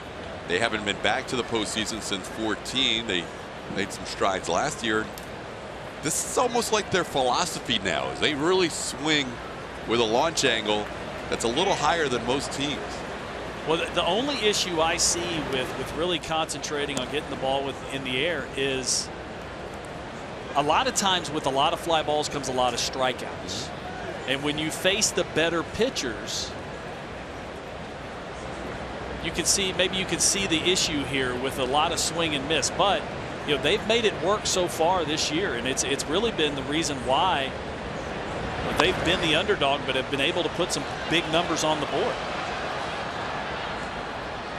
117 road home runs, averaging 5.5 runs per game on the road. Compare that to 67 home runs at home and averaging less than 4 runs a game. Wow. Yeah, that's a big difference. Most home runs on the road of any team. Most runs per game of any team on the road. Charlie misses down low. It's 2-1. Yeah, that's kind of similar to what the Astros have done, not home run wise, but just scoring runs wise, being much better on the road than at home. And the Astros pitching staff has allowed a high percentage of their runs at home this year via the home run. Charlie with a 2-2 count. Last night, all 4 runs scoring on 2 2-run home runs, and tonight the one swing of the bat accounting for 3 runs.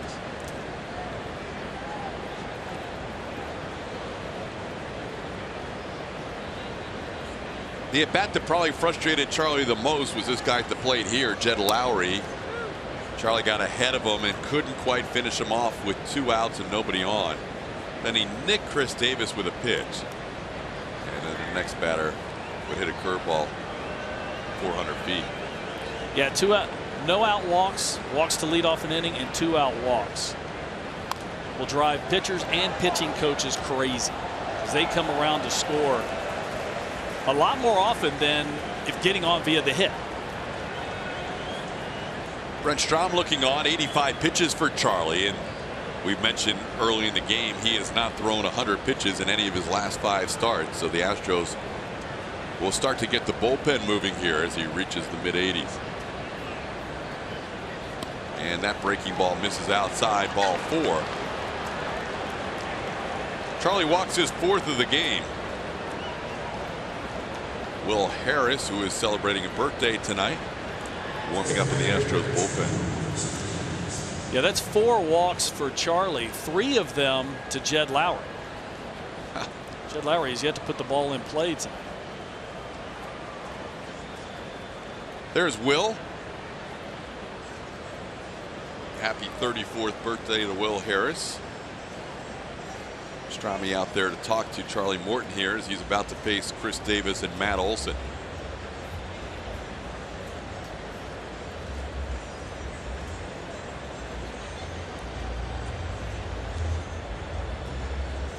The A's are 40-27 on the road.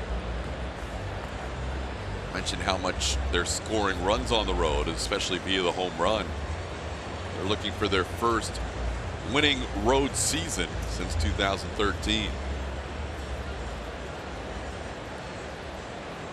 All right, here's StatCast AI powered by AWS for Chris Davis. It's the last 100 100 balls put in play, and you can see he's mostly a pull hitter, but he likes to stay in the middle of the field.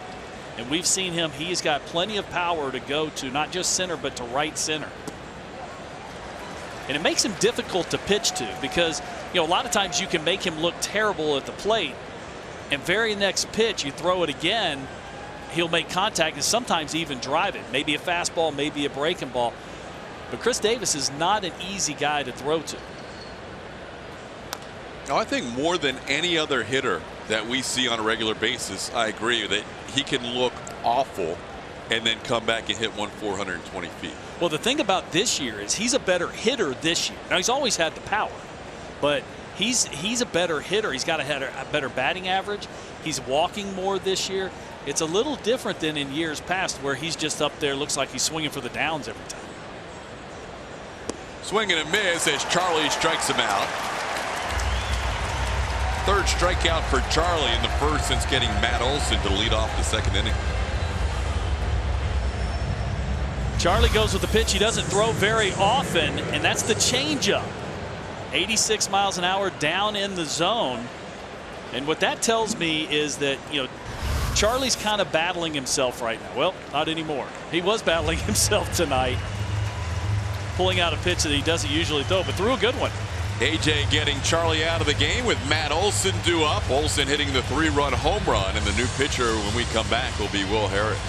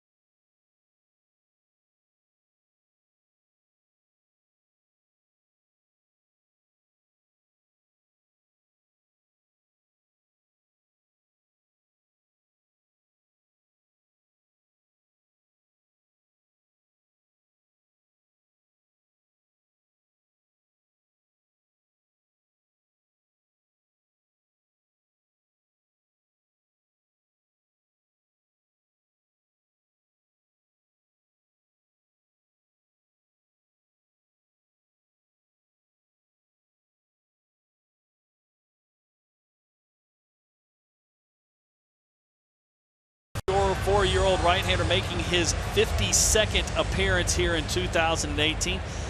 Fastball that has a cut on it. Curveball is his arsenal.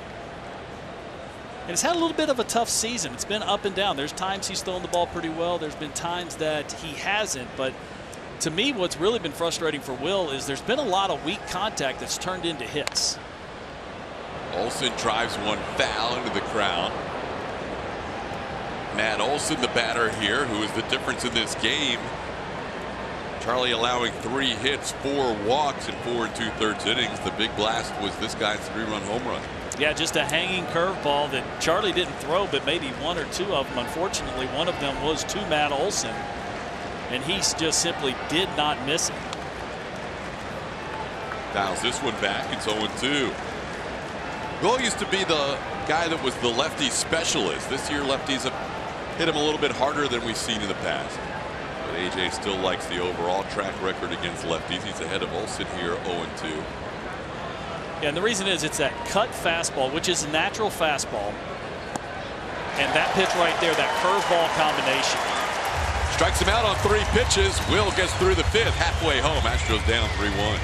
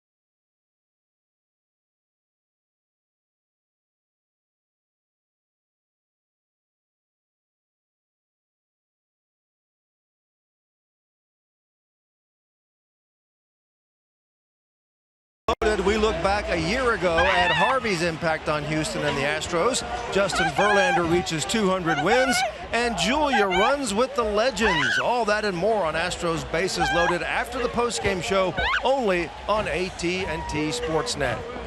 Boy, Julia Morales runs every day, guys. She's an avid runner. TK, you know that from watching her run on the road with you guys. But running around with that gigantic head on your shoulders is a totally different deal. Thought she did a pretty good job, actually. Tyler White leading it off, guys, and A.J. Hinch was talking about Tyler White before the game today. And he said that Tyler, earlier in the year when he was sent down, he was very upset. He was just caught up in a numbers game. And he asked A.J., what do I need to do to get up here and stay here? And A.J. told him, just go down, put in some good work, stay patient, stay aggressive. And when he came back up and got a second opportunity, he has really made the most of it. He's been productive, and A.J. said he has earned the at-bats he's getting right now with that production, guys. This guy is hit at every level he's played in his life. I mean, he just has that special ability to put the bat on the ball. And I don't really feel like what we're seeing from Tyler White right now, I don't feel like he's over his skis. I feel like this is, now, does that mean he's going to hit, 300 plus? No. But what I'm talking about is the quality of that bat, the eye he has at the plate, the ability to put the pass on the ball when he does get the mistake. I just feel like this is the real Tyler White. Just the second ball put in play against Edwin Jackson tonight, over 76 miles an hour. That says a little something about how good he's been through 4 innings. But Tyler starts off the inning with a base hit. And Yuli Gurriel showed bunt on the first pitch. That we don't see very often. No, we don't. Now, the whole left side of the infield's basically on the grass. But yeah, have we seen Yuli bunt? If he has, I don't remember it. I don't either.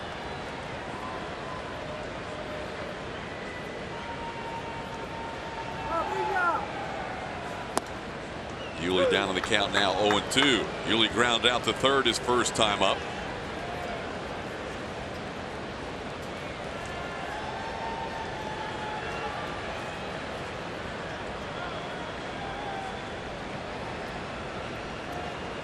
No sack bunts in his career. So the element of surprise on the first pitch from you. Yeah, I'm not sure he was looking to sack bunt. I was thinking that was more like a drag bunt, that he was trying to bunt for a hit. Now he's got a battle. And a little punch shot caught by Chapman. His throw across, not in time. Matt Chapman continues to make great defensive plays and rob Yuli there. Could be your American League Gold Glove winner at third base, and he has been spectacular defensively. And this is one of the hardest plays for a third baseman, because he's just simply not used to going back on the ball. Coming in on the ball, yes. Left to right, of course. But for him to time this, that's just a great play. Then the wherewithal to throw the ball back across the infield and show that arm strength. Yeah, he has been a special player defensively this year. Here's Josh Reddick. Reddick popped up his first time up.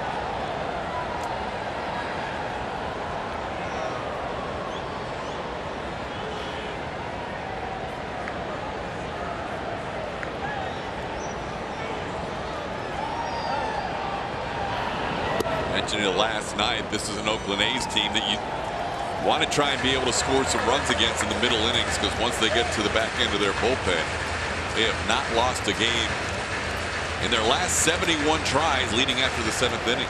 Basically has 4 closers for Bob Melvin to choose from. Now, Blake Trinan is the closer, but they went out and got Fernando Rodney, who's 41 years old, still throwing in the mid-90s. They went out and got Jeurys Familia from the Mets, another outstanding, hard-throwing closer. And then the last one would be Lou Trevino, who the Astros actually scored some runs on last night, but had a sub-2 ERA, and another guy throwing 98 miles an hour. That's one of the reasons why the A's are where they are. A couple of games back, 2.5 games back of Houston, and leading the second wild card spot in the American League.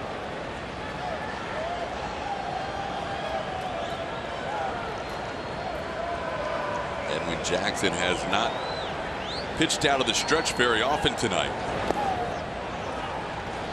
2-out walk issued to Correa last inning. There are only 3 base runners all night long.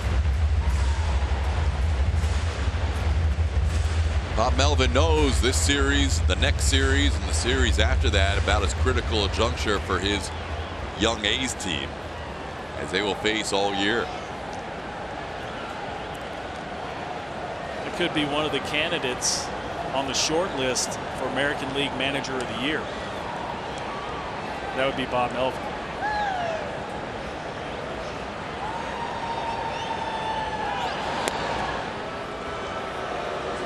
We'll look ahead at that A's schedule coming up, brought to you by Wells Fargo. They have the Astros tonight and tomorrow. Man. Then the Mariners for 4 as they go back home, and then the Yankees for 3, and they wrap up the homestand with the Rangers. Yeah, and the Rangers play them very tough. Rangers are a good offensive club, but they're kind of running the gauntlet here over the next couple weeks. If they can get through that and, you know, still be within shouting distance of the Astros, you never know. That's a tough road to hoe right there. And especially now, not knowing what Sean Manaea's future looks like, just having put Brett Anderson on the DL.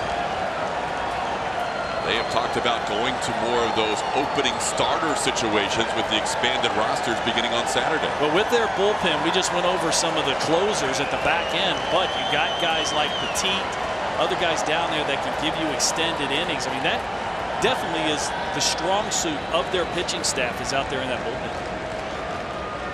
Reddick with a count of 3-1. Jackson has not fallen behind many hitters tonight. And Josh lines one into center field for a base hit. White takes the turn. He will hold up at second. Laureano, as we showed you earlier, red light arm. You don't want to challenge him. The Astros have 2 on with 1 out. Nice swing by Josh Reddick, not trying to do too much. Watch him just kind of stick the bat out there, pitch down in the zone, and just serve the ball to left center field. You know, these guys are so strong. I mean, they can really just flick their wrist and hit the ball 300 feet. You see Josh Reddick right there, a little bit out in front on a pitch down and away, but still able to get the barrel of the bat on the ball and serve that ball into left center field. That's a nice pass right there by Josh. Extends his season-high hitting streak to 7 games, and here's Martin Maldonado. Maldonado grounded out his first time up.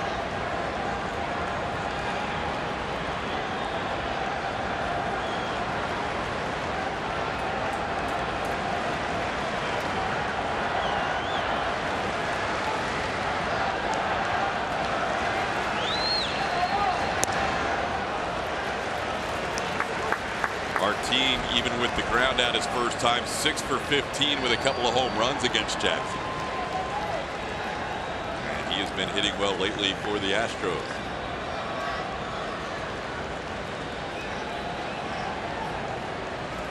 Tying runs on base in this 3-1 game.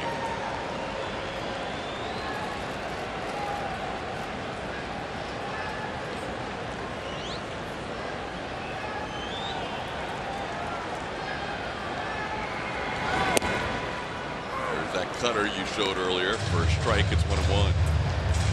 Yeah, I think people, you look at that and go, well, why didn't he swing at that? Because that pitch started off on the inside corner, maybe even off the plate inside, and then it cuts onto the plate. And after about 2/3 of the way, the hitter's already decided with the ball out 2/3 of the way of the ball traveling to home plate. The hitter's kind of already decided what he's going to do with that. Then you got that late movement onto the plate. So even though the pitch looks right down the middle, it's a lot easier to hit sitting here looking at it on video than standing up there trying to square something up going to 90+ miles an hour. That one's in. That pitch goes the other way. That pretty much was out of the same slot as the last pitch.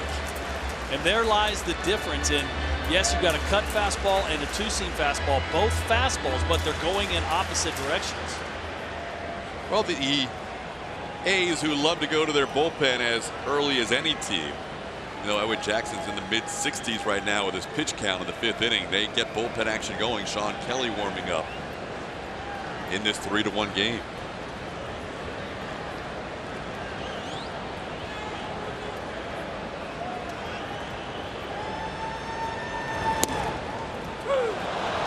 called 2-2.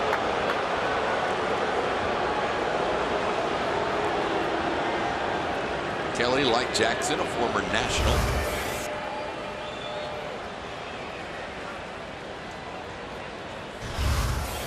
Jackson was sitting around for any team that wanted him. He opted out of his contract on June 1st. He had a mutual opt-out date if he wasn't called up to the big league team at that point.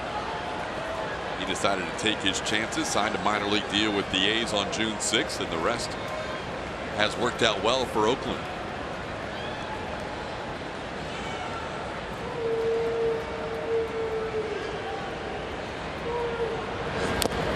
Foul tip, and Lucroy could not quite hold on to that. And Maldonado stays alive. Yeah, you can see Lucroy grabbing that left thumb. That ball fouled off by Maldonado, and he just barely ticked it with the bat just to change the direction of the ball enough and caught the catcher on the thumb. And we've seen catchers over the years on foul balls just like that actually tear ligaments in their thumb. That's a pretty dangerous situation. You see him still tugging at it. And what happens is as that ball hits that thumb in an awkward position, it pushes it in a direction it's not supposed to go. And then sometimes those ligaments have to give.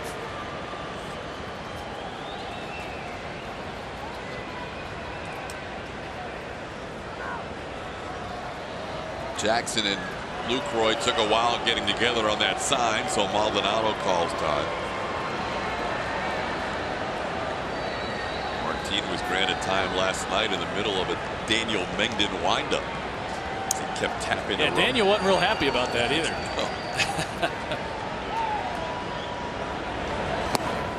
Call third strike. Broke it over on Maldonado for out number 2. 4 strikeouts for Jackson. Well, that one looked like the slider after everything hard. Pulls the string on it just a little bit. Not a great location. But Maldonado looking for something inside. That ball breaking out over the plate a little bit. Catches him looking.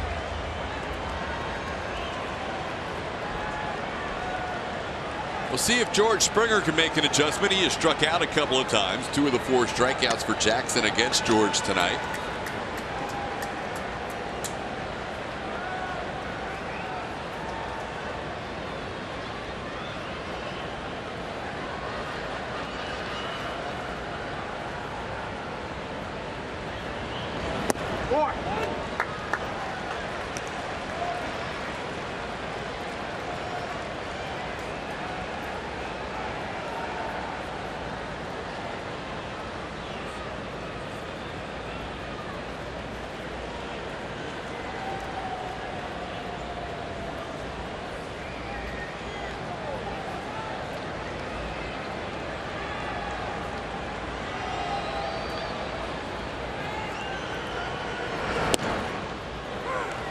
Strike called as he dots it up on the outside corner. It's 1-1.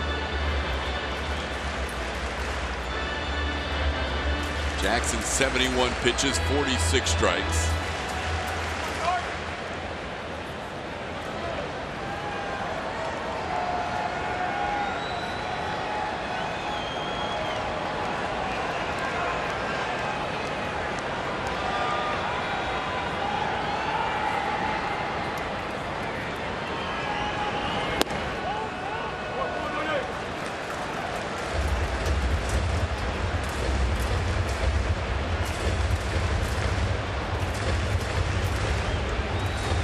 Astros with just their second runner of the night to reach second base. The other runner in the second inning, Carlos Correa, reached second on the pass ball, and a couple of ground balls scored him. Now Tyler White at second. Josh Reddick on first.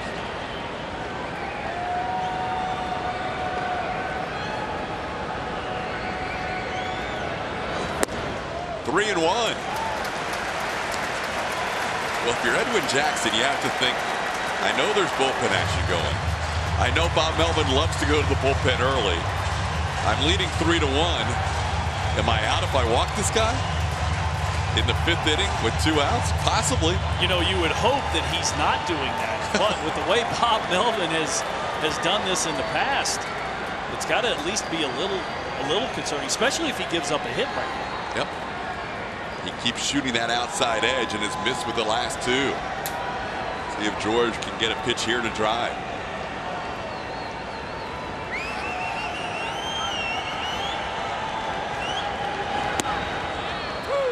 Goes to that cutter, same pitch that he was throwing for strikes to Maldonado. Yeah, you can see George, the frustration on his face right there. He's just not seeing that ball out of Edwin's hand.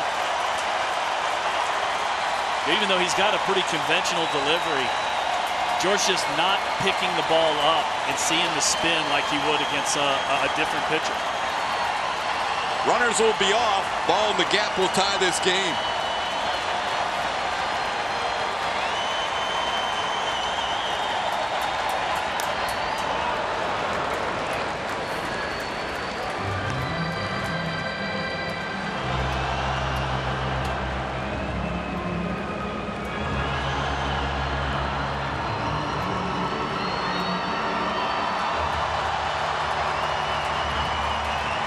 Astros with 2 of their 3 hits this inning.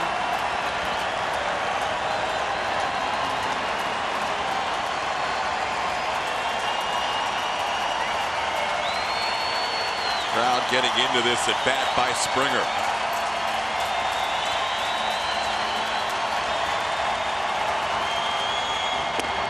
High ball 4. The bases are loaded with Alex Bregman due up.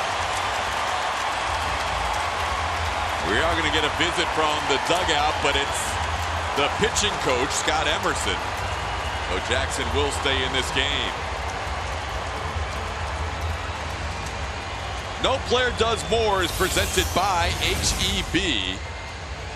And when you talk about what the Astros have done this year against the A's, those 4 have put up huge numbers. 14 home runs. Look at the OPS. I mean, just outstanding across the board. But Alex Bregman, the one doing the seriously heavy lifting, the 6 home runs, 16 RBIs, and that on-base plus slugging of north of 1,100. Yeah, I think I'd stick my tongue out too if I had those kind of numbers.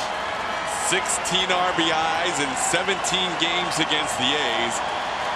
And the majority of the lower bowl is standing here with the bases loaded and 2 outs in a 3-1 game in the 5th. And we saw Alex go opposite field with a 3-run home run in the 8th inning last night. Let's see if we can check out what his approach is at this juncture. Inside and up 1-0. With all the stars on this team, not sure if Astros fans would rather have anybody else at the plate right now than this guy. I'd have a tendency to agree. This guy or Yuli. Now, Yuli's not hot right now, but he's still been among the league's best runners in scoring position. But Bregman with his eye, he's just simply not going to expand the zone for Edwin Jackson.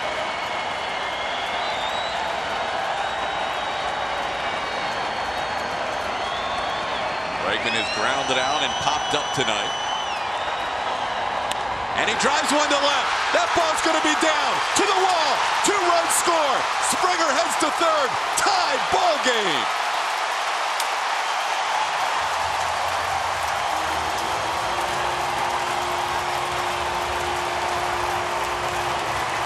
He loves the moment. He also loves the ball up in the zone. Gets one of those cutters from Edwin Jackson, and this ball is belt high, and you just simply cannot throw Alex Bregman in this type of situation. You cannot make the mistake right there. And look at this. Just nice, short, compact swing, not trying to overdo it. Big 2 RBI double for Alex Bregman. 85 runs batted in on the season, and the Astros tie it up at 3. Pitching change with the game tie.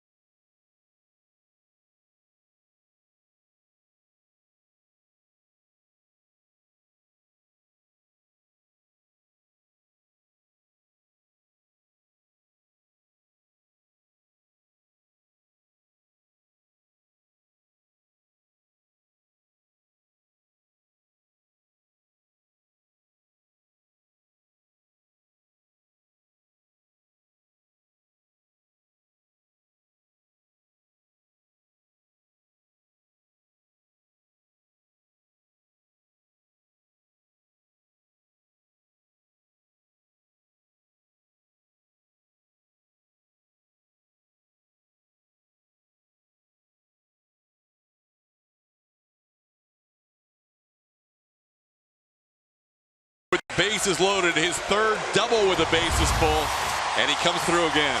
Yeah, and you see this pitch just not in the spot that Edwin Jackson was looking for, and you can see Alex a little bit out in front, but he's got such a flat bat path through the zone. He's able to still get the barrel of the bat on the ball and drive this ball into the corner, and then you see the excitement from George Springer, but he's not the only one excited. You know, Alex Bregman, he is, like you said earlier, Todd, he loves these big moments. 42nd double leading the American League, and now Jose Altuve will face Sean Kelly with 2 runners aboard. Chops one towards third. Chapman is there, and his throw is in time to get Altuve. Rally over, but game tied as we head to the 6th. The Astros and A's all knotted up at 3.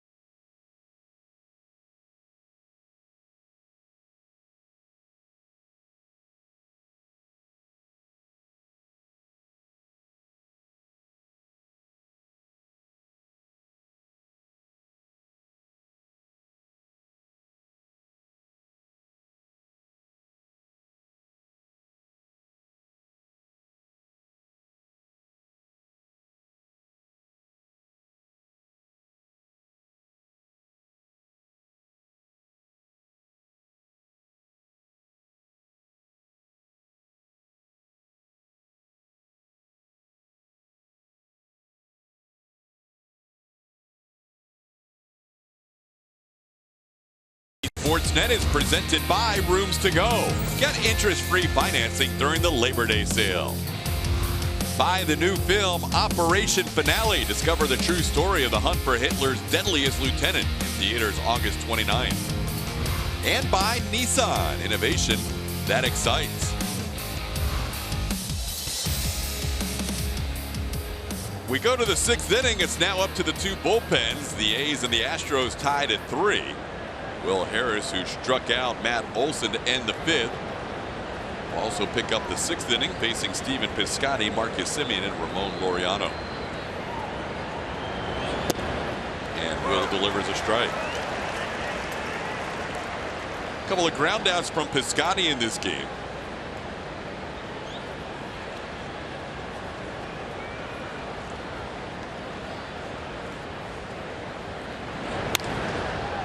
Sends one into right center field. Springer and Reddick converge. It'll be George who takes control. That's out number 1.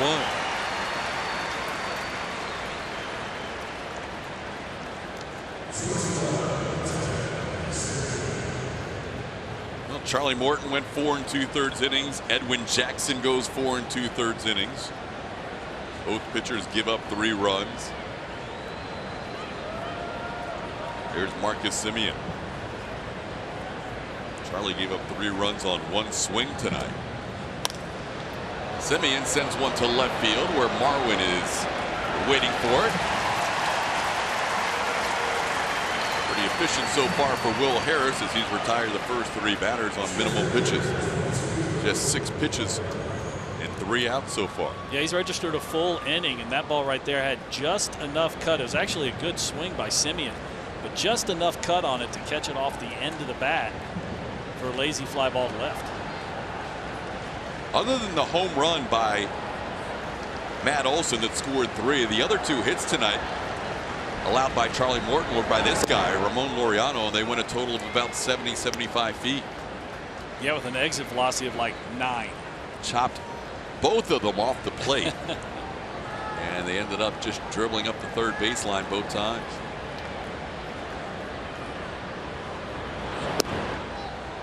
There's a strike. It's 1-1.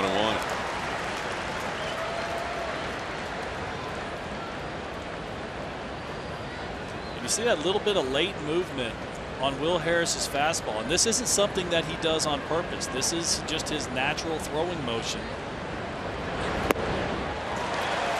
And that's the curveball to go with it. That little cut fastball, and the reason it's so devastating, we saw Edwin Jackson for a good portion of this game baffle the Astros hitters with the cut fastball, is because it's just not something you see regularly.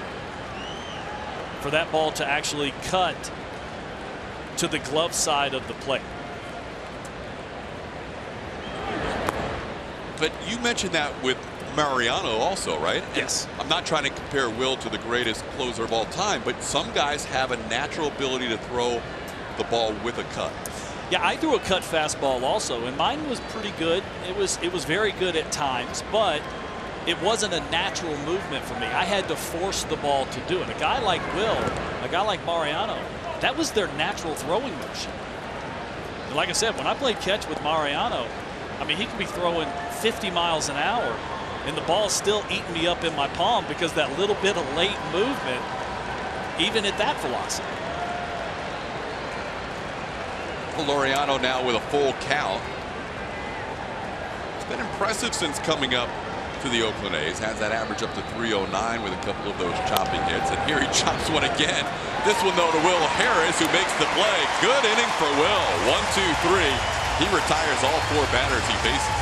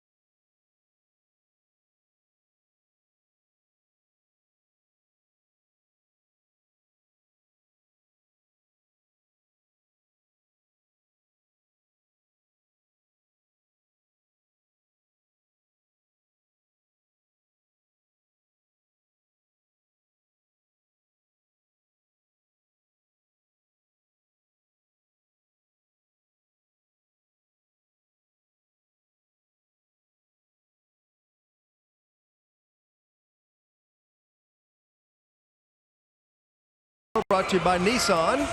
And here are your clues. Top 5 pick. We Are Family. And 2005. Go to @ATT Sportsnet SW. Let us know who you think is the subject of Name That Astro tonight. And I can tell you this, guys, a little side hint, he's in the building tonight. Really? Yes. Well, that narrows it down. Good clue. It's only about 35 grand here right now. Anything I can do to help, you know. Here's Carlos Correa taking a pitch outside for ball 1.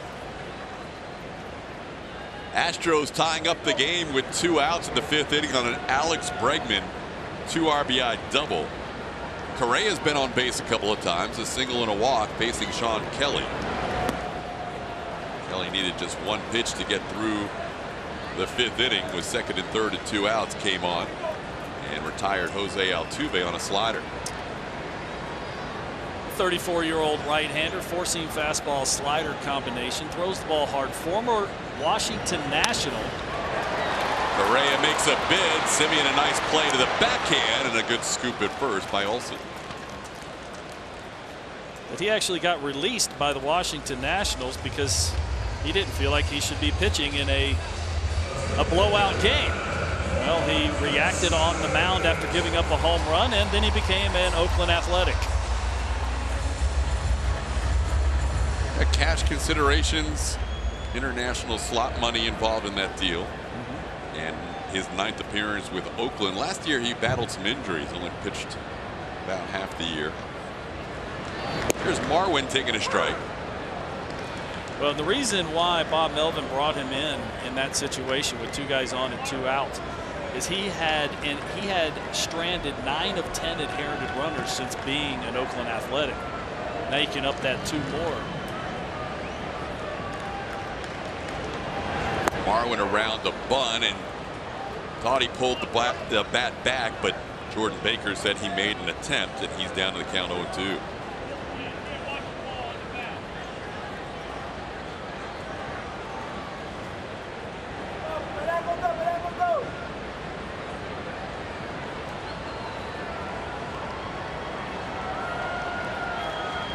Astros have bullpen action going after Will Harris threw an inning and a third of perfect baseball out of the pen.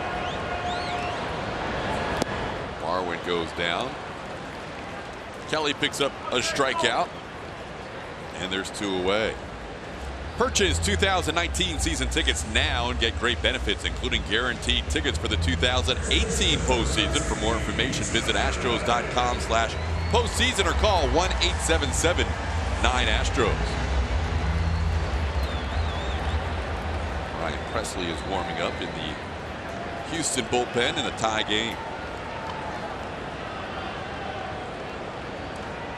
Here's Tyler White. White single to start that 2-run rally in the 5th. We were talking last night with Jeff Luhnow, the general manager of the Astros, about the huge difference this year if you win the AL West or finish as the wild card as to who you might match up in the postseason against. Yeah, because well, 2 things. First, wild card, 1 game. You're not guaranteed a series. And it looks like right now the number 1 wild card is going to be the Yankees. So yeah, that's a tough draw because then it's also in Yankee Stadium. Now, Yankees are playing pretty good baseball. They still have a chance to win the East because the Red Sox have been kind of stinking it up as of late. Either way, it looks like you'd have to go through both East teams if you're the second wild card on as the visiting team. Well, to tell you the truth, it's a crapshoot because all of the teams that are going to make the playoffs in the American League are going to be World Series contenders. It's just going to be a matter of who plays the best. You know, they've all got their strong suits. They all got their warts. But it's really, we've seen it in the past, and it's something that I believe in wholeheartedly. It's who gets hot. 3-0 pitch to Tyler White. A slide piece that catches a part of the plate is 3-1. Well, the 2 teams in the AL East, Boston and the Yankees, have had the best records all year long. The 2 teams in the AL West, the 2 best right now, the Astros and the A's.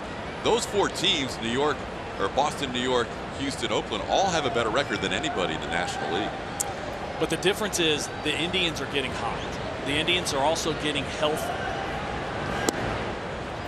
Tyler thought that might have been off and stays in the box now as Baker calls it a strike. Is 3-2. And so all 5 teams, regardless of what order they may come in my opinion, could possibly be better than any team in the National League.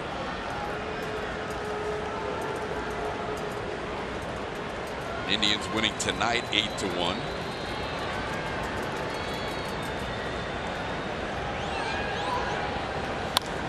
White sends one high in the air to right field, but he got under this one. Piscotty is there and puts it away. So Kelly comes back after being down 3-0 and gets 3 outs in the 6th.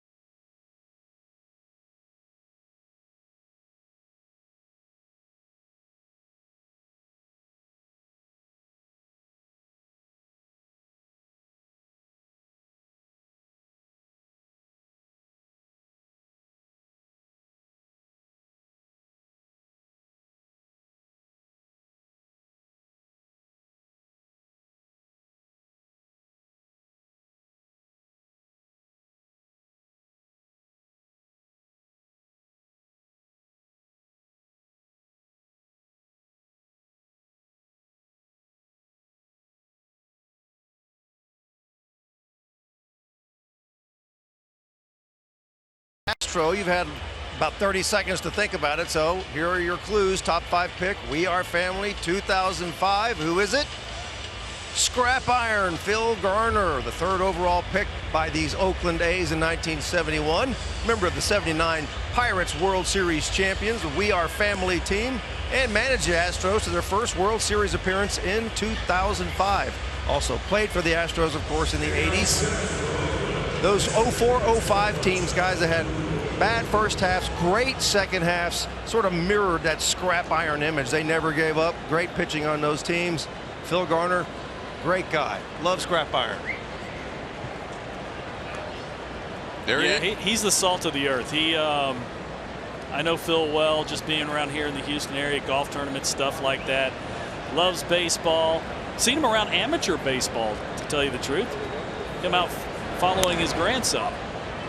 New pitcher for the Astros is Ryan Presley, and on one pitch he gets Jonathan Lucroy to pop up.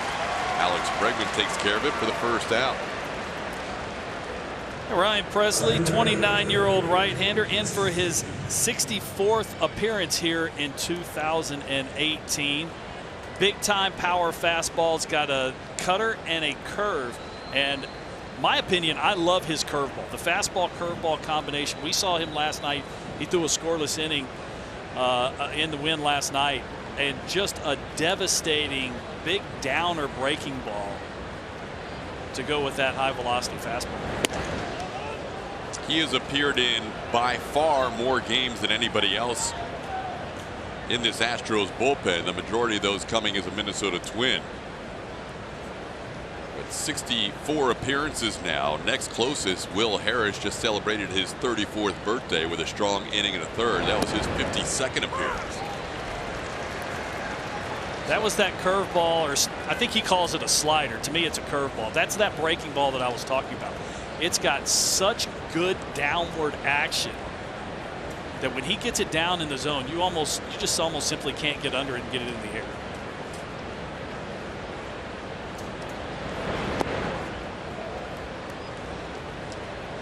Presley into the game. His former teammate Fernando Rodney, who was closing games for the Twins this year, starting to warm up in the A's bullpen.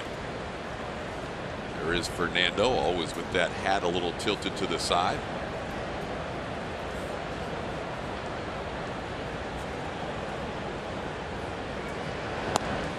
Presley said that Fernando gave him a little bit of wisdom earlier this year that has really resonated with him, and he said it was just simply this game, and Fernando tapped his head, is all mental. He just said this game, tapped his head, and Presley asked him the next day, what do you mean? And Fernando said the game's as big as you want to make it, or it's as small as you want to make it.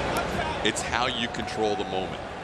I've been asked several times over the years, you know, how do you come in tight situations? That was one of my jobs, was as a short relief left-hander. You know, 7th game of the World Series, I pitched in 2 of those. How do you do it? And I said it was simple. You know, what do you mean it's simple? I had one job, to make a pitch and get a guy out. It doesn't matter what the situation was. And if you can buy into that, ooh, there's that breaking ball. I mean, that's just devastating. It starts off the plate away, then breaks onto, but you got to respect the 97-mile-an-hour fastball that he can throw also. But to finish the story, that was truly how I approached things. You know, I was a guy that had we'll just call it, had a lot of energy on the mound. And so I spent a lot of time trying to pull back on the reins. And there were times that I went out there and I was too revved up, had no clue where the ball was going. And the first thing that leaves you in those situations is your ability to think through the situation. And when you can calm down and you can accept and simplify your job, you got a much better chance of executing a pitch. It seems intuitive, but I think easier said than done. You did it Most through your definitely. whole career, and it is a learned skill. It took me several years to figure that out. When I say several, I mean maybe 6 or 7. And there's a called strike. Funny you mentioned that, because that's similar to the point in the career now for Ryan Presley. Right, yeah, 29 years old, has been around for a few years. You know, the great thing about this acquisition of Presley for Jeff Luhnow is this isn't a rental. They actually have him for, I believe, next year also. Maldonado blocking that 2-strike pitch. Matt Chapman, the batter, 0 for 3 tonight.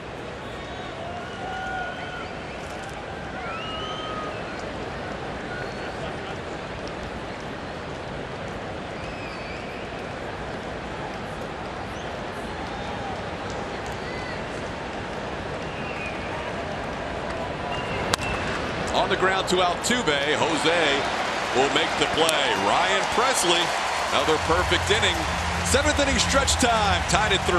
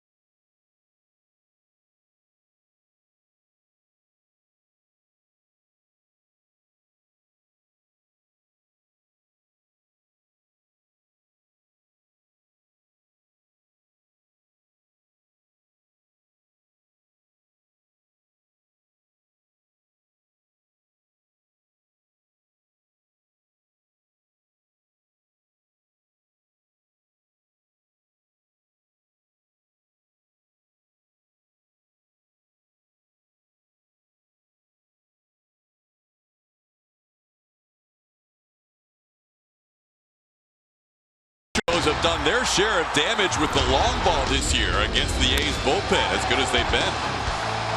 Yeah, these are crazy, crazy numbers. Because that's just against the bullpen. Now, unfortunately for one Emilio Pagan, 7 of those 18 have come just against him.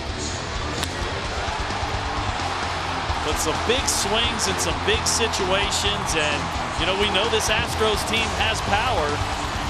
If you need to ask anybody, just ask that bullpen out there in left center field for the Athletics. The rest of the AL West, Angels, Rangers, Mariners, they've hit a total of 18. The Astros have a chance to set a major league mark. They need a couple tonight, a couple tomorrow. Still time. We're in the bottom of the 7th inning. So you're saying there's a chance. Fernando Rodney, we mentioned him last inning. Active leader in games pitched, something Mike Stanton will appreciate. Second all-time on that list as Rodney takes over here in the bottom of the 7th. The 41-year-old right-hander is basically fastball changeup combination. Now he throws both a 4-seam and a 2-seam. He's got a very unorthodox delivery where there's no leg kick. He just kind of picks up his left foot and goes to the plate. If he's throwing strikes, he can be devastating. But that's been a big issue for Rodney in his career. Facing Yuli Gurriel, Josh Reddick, Martin Maldonado, and starts off Yuli with a strike. Yuli grounding out, then hitting a soft line drive that Matt Chapman made a fine play on. Rodney has always worn the hat tilted to the left side, a tribute to his dad, a fisherman. Always used to wear his hat that way when he went out fishing, and so he is stuck with it in his big league career. Right now it's Rodney 1 in games appeared in of active players. Joe Smith's either 2 or 3, depending on whether you consider Joaquin Benoit to be active, because Benoit's on an active roster, but he has not pitched the entire season due to injury. Yeah, he's been on the DL, and you know, Rodney has been around a long time. Has a lot of saves, but he's just one of those strange guys that there are times that he looks like he could be the most dominating pitcher in all of baseball. And And then there's other times it doesn't look like he can get anybody out. He was acquired by the A's on August 8th. So after the trade deadline, Rodney cleared waivers. A's sending the Twins a minor league pitcher. And Rodney is not allowed to run in the 8 outings with Oakland, although Yuli tries to get things going, but sends one into center field for the first out of the 7th.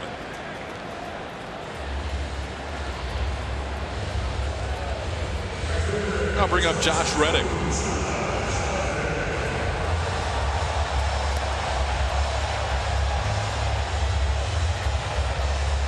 Reddick 1 for 3 with a run scored. Josh now with a 7-game hitting streak.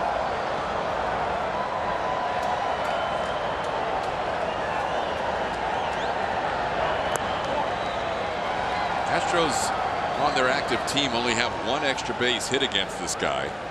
No home runs. The extra base hit was a double by Josh Reddick, who was 3 for 12 against him.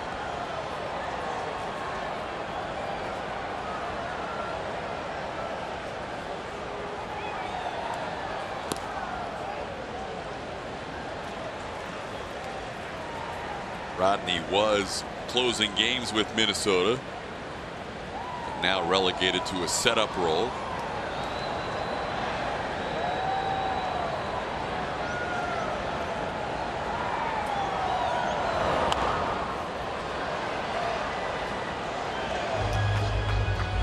"41 years old." Yeah. That's pretty. It's still out there throwing in the mid-90s.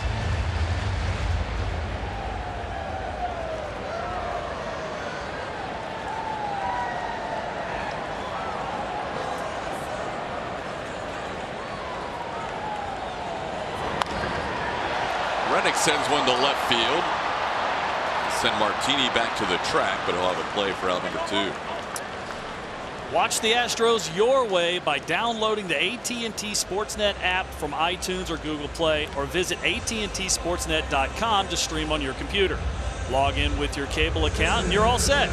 Available for those with AT&T Sportsnet in their TV subscription. Blackouts and territorial restrictions apply.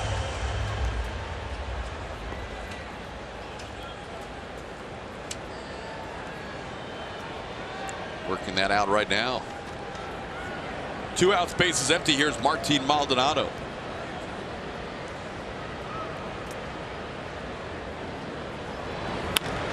Maldonado grounds one foul.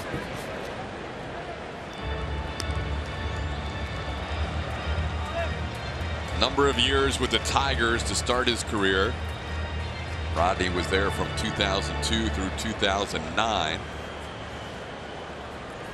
Former teammate of Justin Verlander. Then a couple of seasons with the Angels, 2 in Tampa Bay, 2 in Seattle,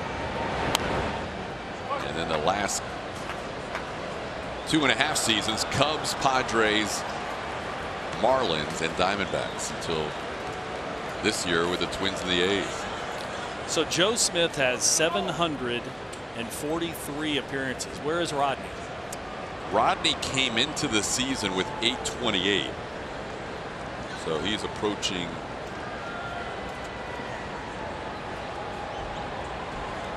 let's see, Rodney this year has appeared in 55 games now.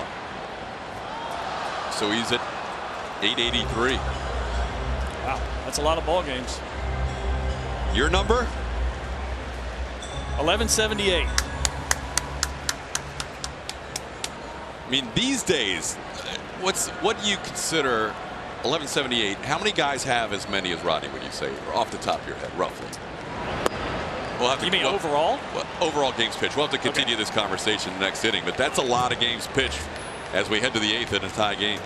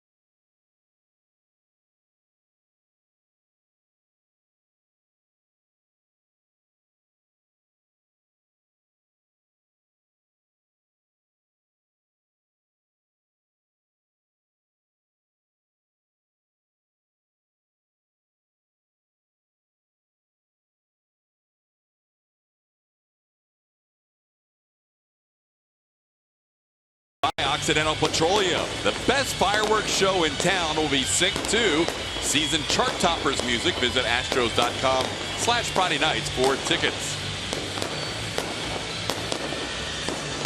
Tie ball game. Astros and A's. We head to the 8th inning. And it'll be the middle of the Oakland order, 3, 4, and 5, as Hector Rondon. The big right-hander, 30-year-old, pitched extremely well for the Astros. He'll be out for his 52nd appearance. Was doing a good job as a closer, got 14 saves. Now he's kind of been relegated to a setup role, not completely, because AJ's really going to look at just matchups, but power fastball, upper 90s, 97, 98 miles an hour, then with a nice slider in the upper 80s. Really nice job by Will Harris and Ryan Presley, retiring all 7 batters they faced. Harris getting an inning and a third of work. Final out of the 5th, and a 1-2-3-6, and Presley another sharp outing with a 1-2-3 7th, and now Rondon facing Lowry, Chris Davis, and Matt Olson. Rondon was warming up in last night's game when it was 4-3 headed to the bottom half of the 8th inning, thinking he might be needed for a save, but the Astros scored 6, and then it was Joe Smith's turn. Bregman makes a nice play on that foul pop-up off the bat of Lowry for out number 1. Alex had to go a long way for this ball because they had the shift on. You see him playing basically shortstop. And Alex is so good at these, predicting where that ball is going to be, doesn't overrun it, breaks it down just in time to catch that ball about middle of the warning track.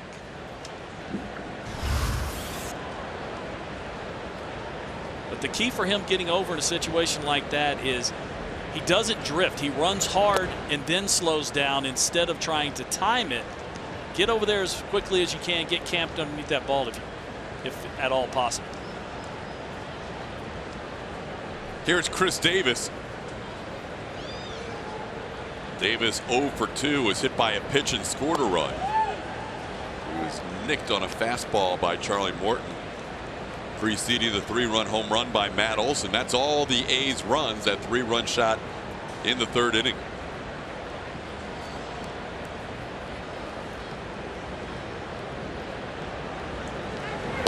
We checked out some games pitched lists in the last half inning during the break. We were talking about Rodney. He's 32nd all time with those 883 appearances. Okay, working on 900. There are 25 pitchers who have had 900 or more. Arthur Rhodes exactly at 900, Arthur Lee Rhodes. And 16 guys at 1,000 or more, including yourself, at number 2 all-time in games pitched. Yeah, Jesse Orozco, the longtime left-handed setup man closer for multiple clubs, but mostly the Mets. He pitched till he was 46 years old. He's got about, I think, 74, 75 games more than I do. But he also got about 6 or 7 more years. That's a lot of baseball. Service time, yeah. Now the count's full as Rondon and Davis match up here with 1 out in the 8th inning.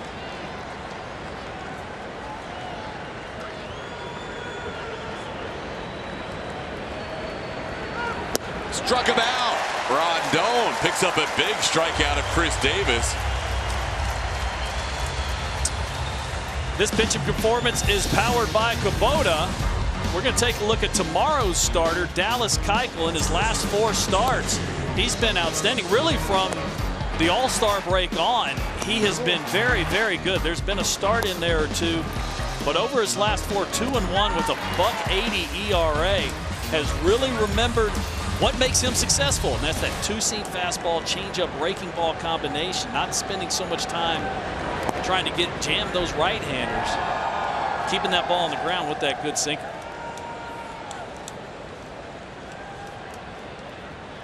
Keuchel tomorrow to wrap up this series. Day game tomorrow. Quick turnaround. Keuchel versus Trevor Cahill.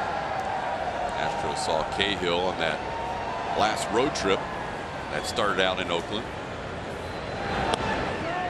And talking to Dallas earlier today, he feels great. He's actually surprised at how well he feels. He's changed his workout routine a little bit. Has really been cognizant of how much throwing he's doing in between starts. When he doesn't feel so well, he doesn't throw as much. When he feels better, maybe he gets another side session in. But at this point in the season, this is the best he's ever felt. Rondon's fallen behind Olsen 3-0. That's good to hear. Dallas has certainly been better as the season has gone along. And a 4-pitch walk. So after a pop-up and a strikeout to start the inning, Rondon loses Olsen. And he'll face Stephen Piscotty.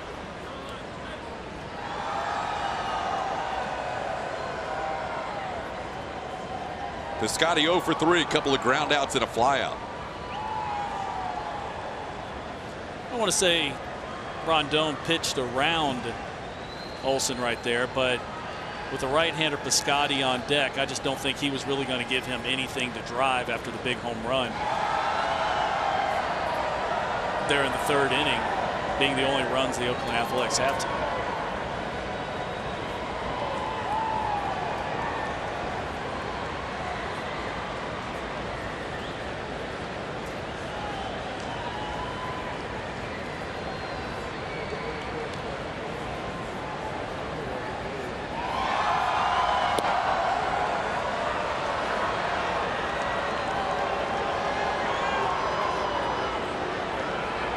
Rondon missing with the opening slider. It's 1-0.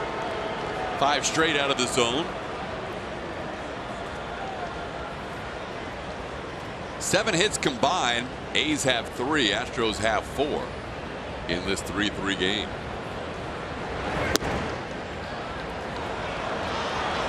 Rondon not missing by much, but he has missed with 6 in a row.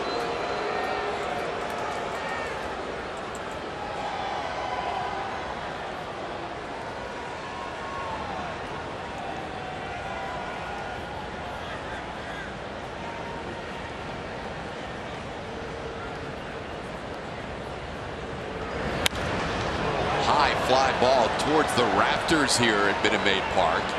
Giving it a look is Marwin, and that one is caught up in the rafters and will not come down.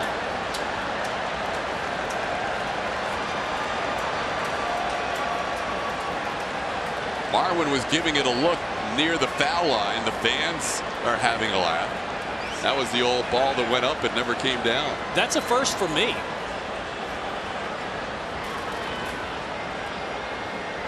Bob Melvin out there talking to the umpiring crew, trying to figure out if that could possibly be called a home run, but that was clearly in foul territory. Yeah, once those rafters are hit on a foul ball, it's a dead ball. Okay, that's the ground rules? If it's one of the rafters that's in fair play territory, yes, then the ball's in play. But that grid right there is in foul territory that runs down the left field line. Bob's not going to like the explanation, but that's the ground rules here at Minute Maid Park. Piscotty with a count of 2-1. Yeah, you can see the roof is a 2-piece roof, so it opens up. And those rafters that go right down the left field line, that's the lower part of the roof. As they accordion to open up when they open up Minute Maid Park, and it's a little bit lower than the middle section. They're going to look at this. Well, I'm not sure what they're looking at, because the ball's a dead ball. Even if they say it hits the rafters, if they confirm that, it's still a dead ball. What could they possibly be looking at that could change a foul ball call? That's what AJ Hinch wants to know.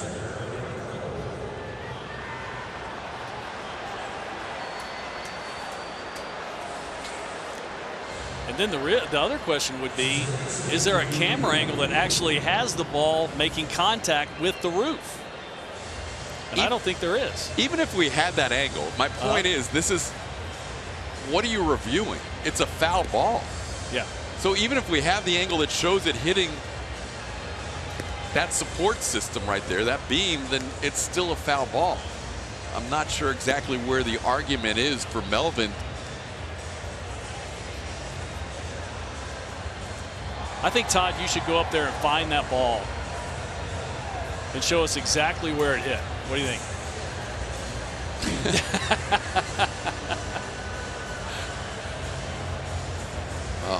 We'll wait. Bob Melvin trying to explain to his players why he is having this reviewed. Well, that was quick, so hopefully it's just a basic foul ball call. Yep, dead ball, foul ball. So there we go. Mark Wegner, the crew chief, will make the jog back across, and the count's 2-1 on Piscotty.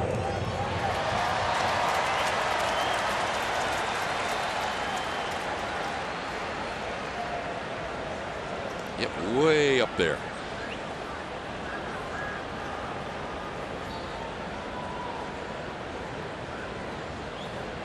Rondon threw a couple of pitches during that sequence to try and stay loose.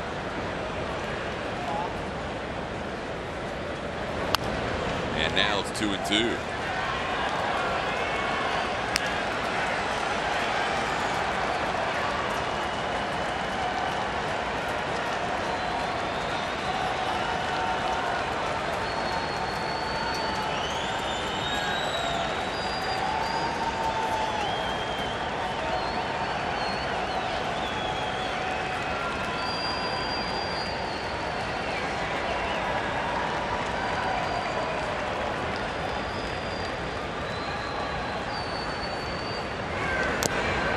Just a piece to stay alive.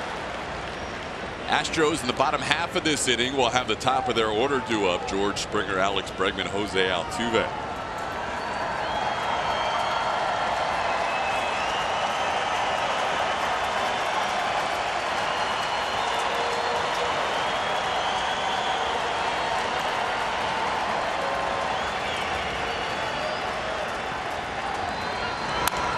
On the ground towards Bregman, 2 hops on the move. His throw in time to get Piscotty. We head to the bottom half of the 8th inning, still tied at 3.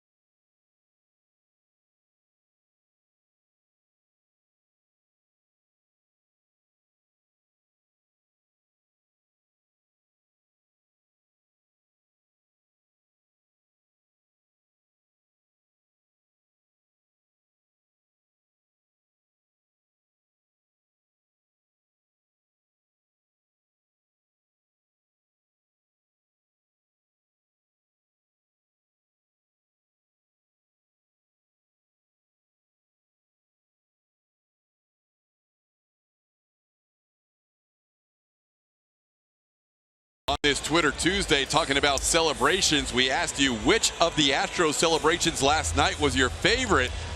Jazz Hands gets 5%, milking the cow. It's not driving the bus, it is milking the cow, 16. The Bregman strut, 30, and the group stare, almost 50% of the votes. Gotta like the original.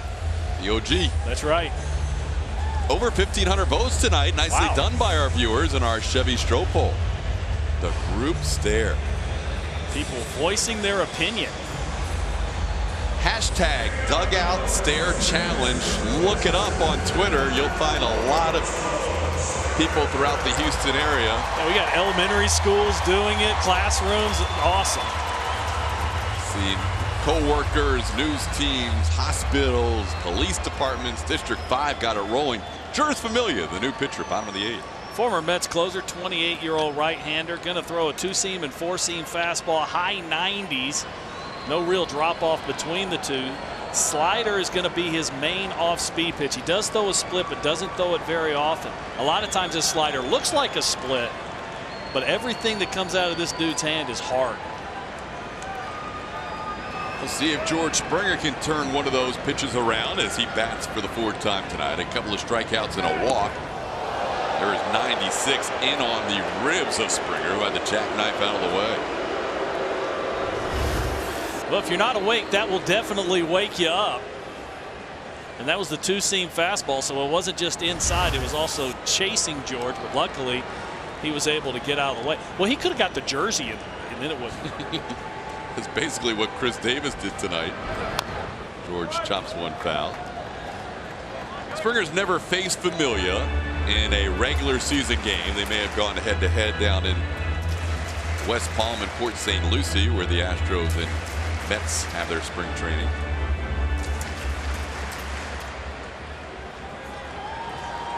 Usually starters are out pretty quickly in those games. Just depends on when the Mets decided to use Familia. But George Singh, sure, it's for one of the few times it's 1-1.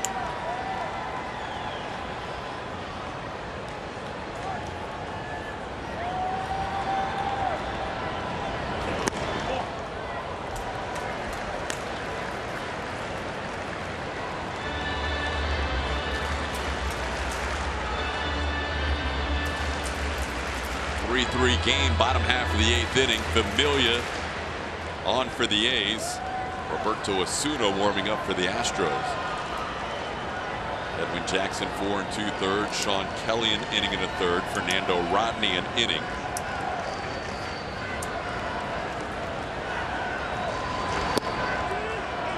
Three and one. A's bullpen has retired all 7 batters they have faced so far, with Springer ahead of the count here.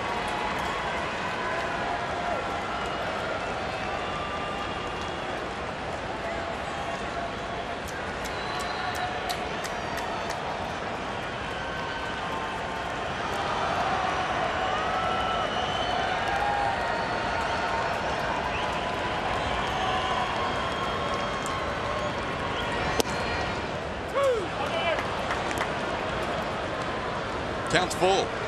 Little respect right there. 3-1 slider. Actually looked like it kind of caught LaCroix off guard a little bit also. Some late movement there right at the end to get it in there on the plate for a strike.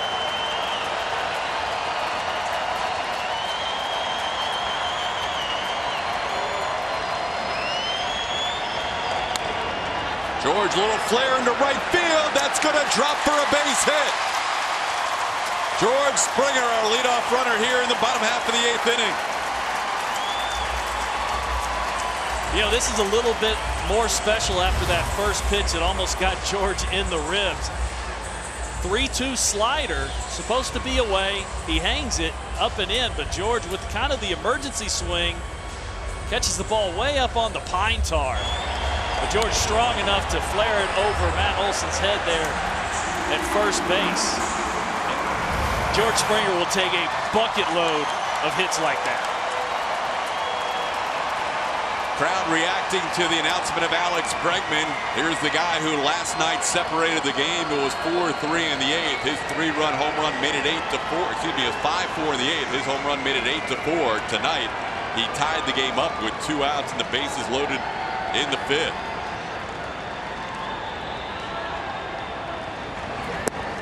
Last night, his home run, Mike, ended up in the glove of a guy who was involved in a play earlier this year. Max Stassi, April 29th. Stephen Piscotty, same outfielder. Fan interference called on Captain Joe Foster. Not just the same dude, same outfielder, same shirt. Watch this right there. Watch what he's wearing. Same shirt. Now, this was a clear home run. He didn't interfere this time. Clear interference on the first one with Piscotty, but how strange is that? All the same cast of characters. And this time he let the ball travel. That's right. He didn't go get it. Didn't go get it.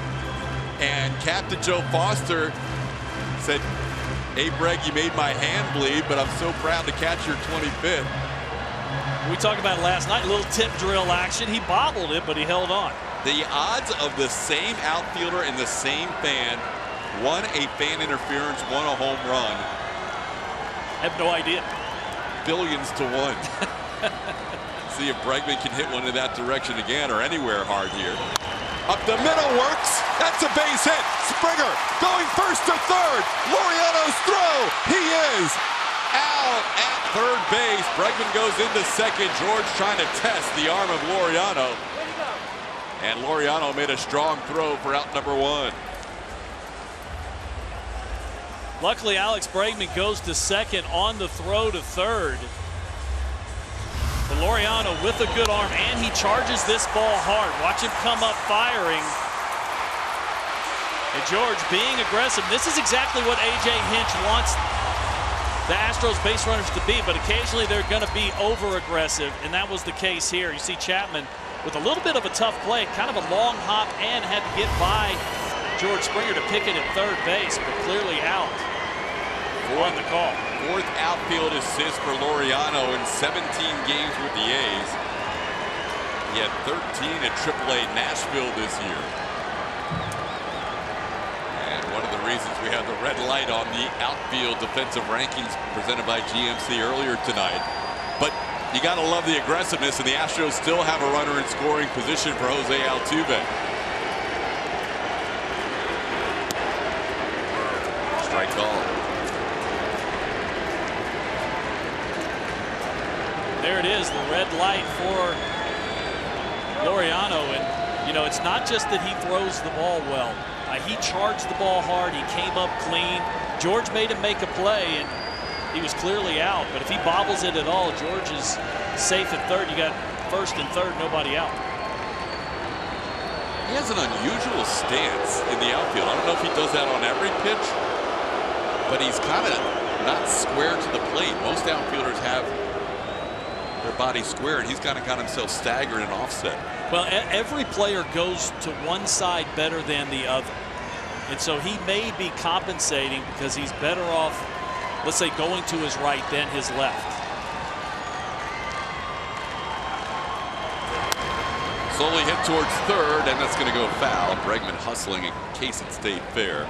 And I actually watched him on that time, and he steps forward with his left foot. He's got his right foot behind him, but as Familia throws the ball, he picks up and then he gets squared. Some outfielders like to move into the pitch, so they're actually walking to the plate.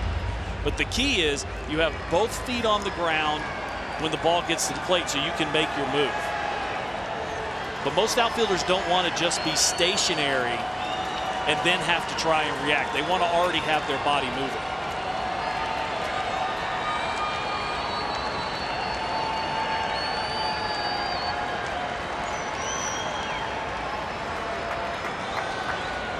Familia's not going to allow us to see it. He just stepped off the rope.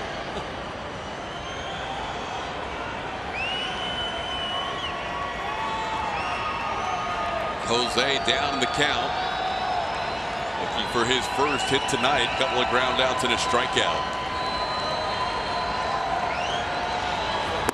And he goes down here for out number two.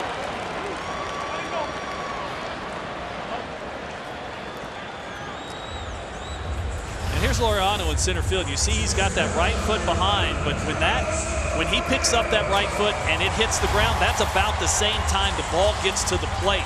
And what that allows him to do is he's already got some momentum. He's already moving, and now he's going to be a little bit quicker when he does react to the ball off the bat. Here's Carlos Correa. Correa single and a walk tonight.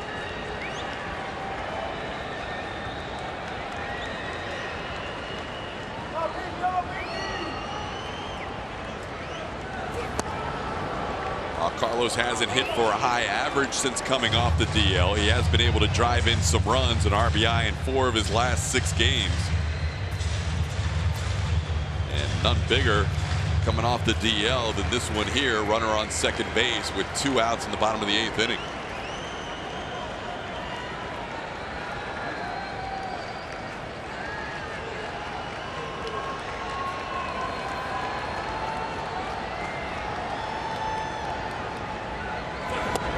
Inside, Carlos started but does not offer. It's 2-0. You can see Familia really pitching these Astros hitters inside with that two-seam fastball, because he's one of the few that actually throws the ball in the high 90s and still gets run in sync. A lot of times when guys throw that hard, they're max effort, and they'll actually throw the ball through any kind of break. Familia, that's not the case. He's trying to stay inside on Correa.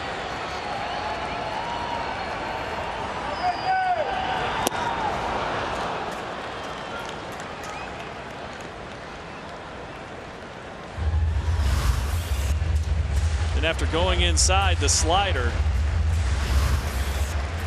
he gets that in a nice location, even though Lucroy didn't help him out. The swing and miss, though. Goodness gracious, that's some pretty good stuff.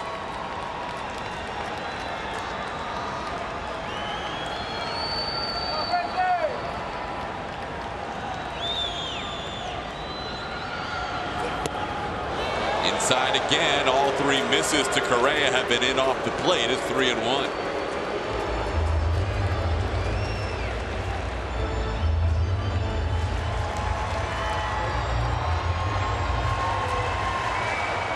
Marwin Gonzalez waits on deck if Carlos reaches.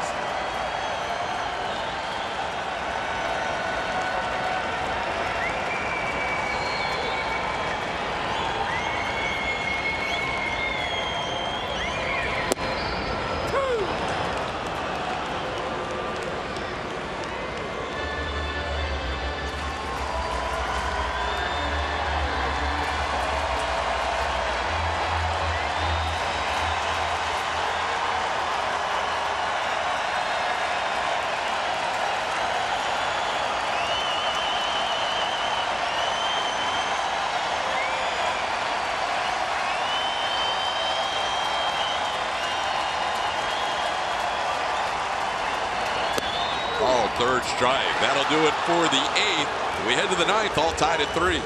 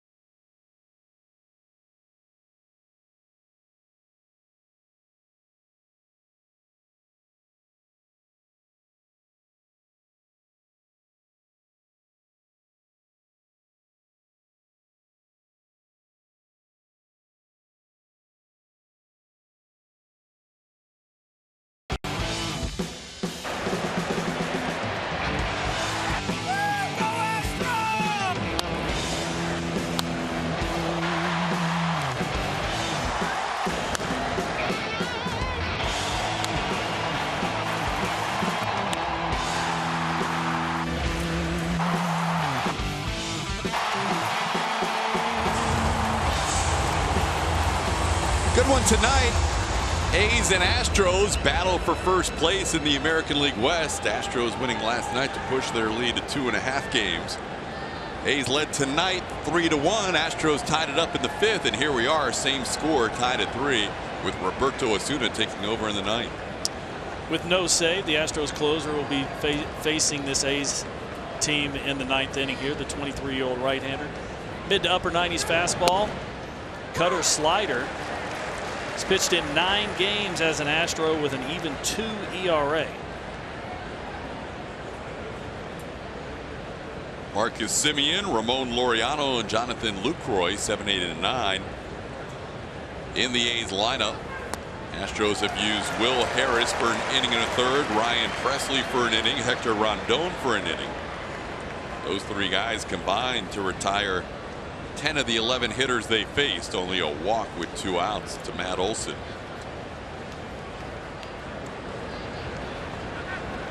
And a little check swing, excuse me. Stays 0-2 on Semien. So Osuna on in a tie game in the top half of the 9th inning.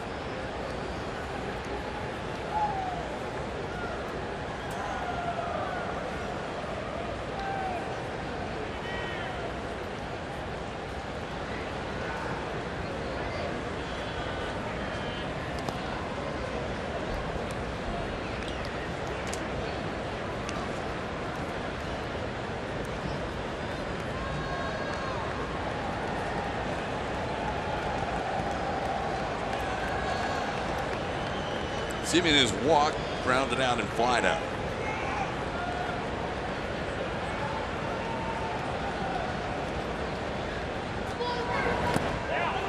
Trying to hold up, he goes around, says Mark Wegner. That's a strikeout for Osuna to start the 9th.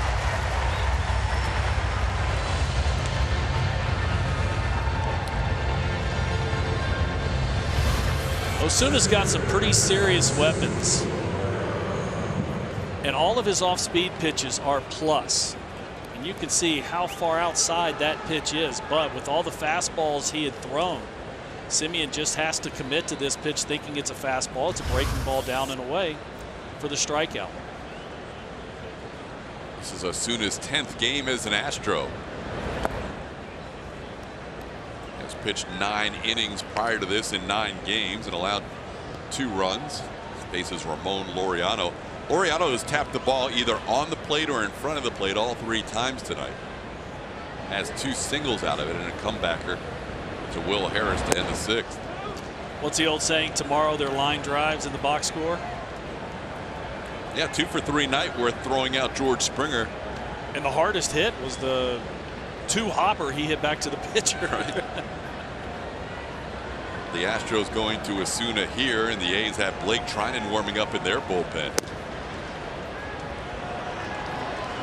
First 3 missed to Laureano. There is the A's closer, Trinan.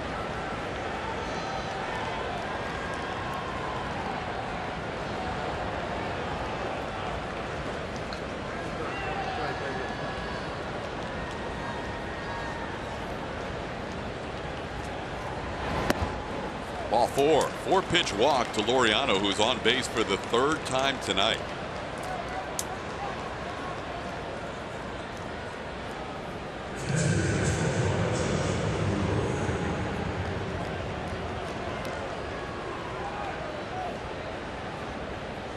Here's Lucroy, Jonathan Lucroy 0 for 3.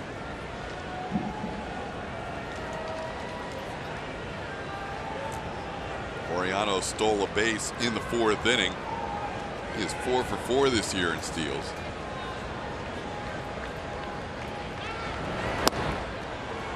And strike call.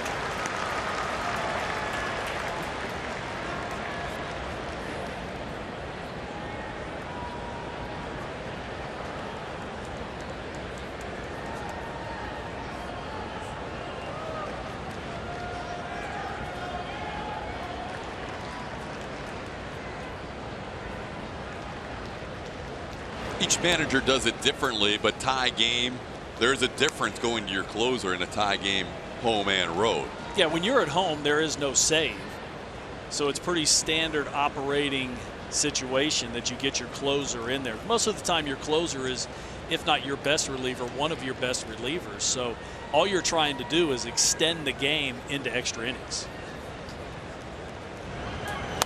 Ground ball right side. Altuve can't quite get there. Laureano made a turn but holds up. That ball just passed Jose Altuve into right field for a single. And the A's have 2 on with 1 out in the 9th. Ball in hand, he could not have thrown this ball any better. Altuve was playing a little bit up the middle and at double play depth, so he didn't quite have the range. Luckily, Reddick, charging hard from right field, is able to keep Laureano at second base.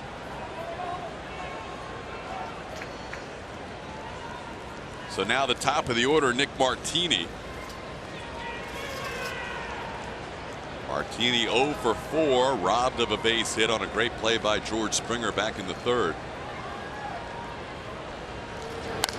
And he drives one deep to center field. Long run for Reddick all the way back near the track, and this ball's going to bounce up and over the fence. Ground rule double to give the A's a 4-3 lead in the 9th inning.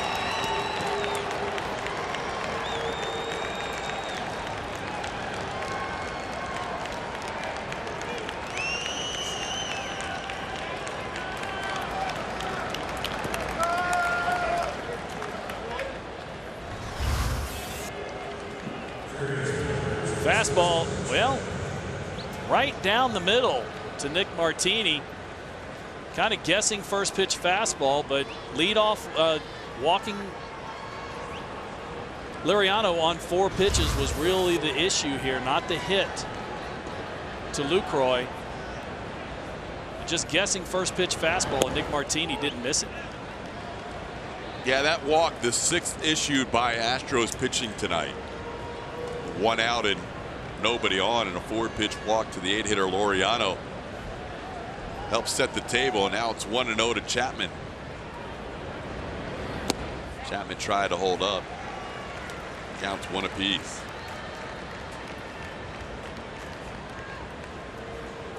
So the A's now with just 5 hits in the game, but Lucroy, a seeing eye single to right, followed by a drive by Martini. The Astros really had him shaded around the other way, so Reddick the only one who had a shot at making that play. It's 1-2.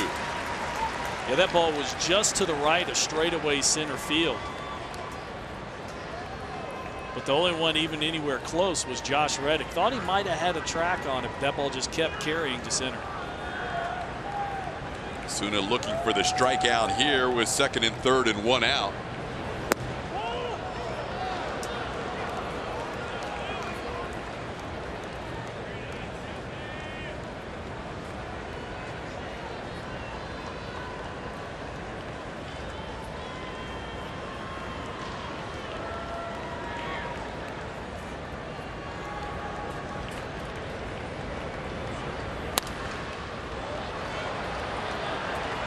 White gives it a look, but this isn't in the crowd.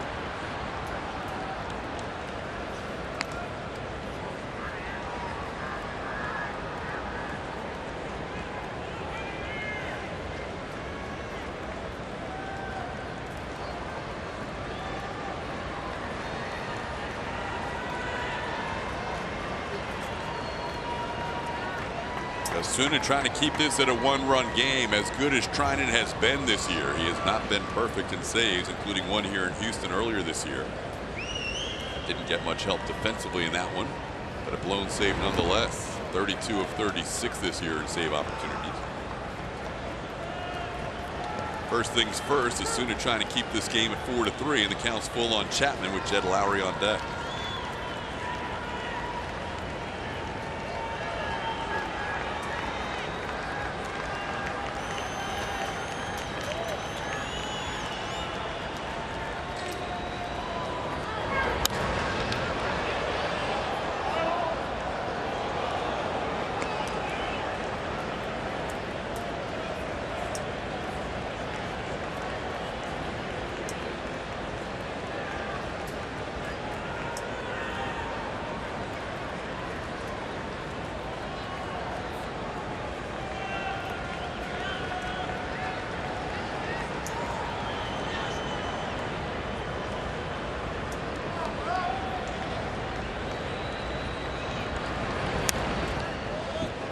Quite a battle here. Osuna and Chapman.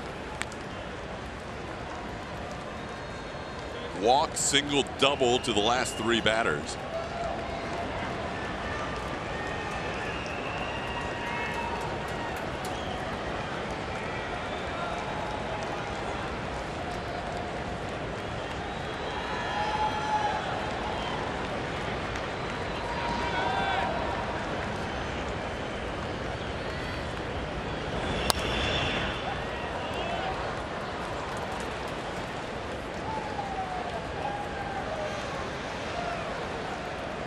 Tony Sip warming up.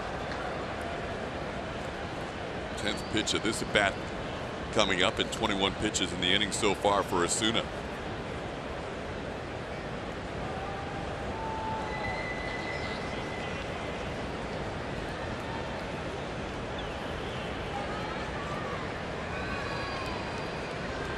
A little meeting on the mound.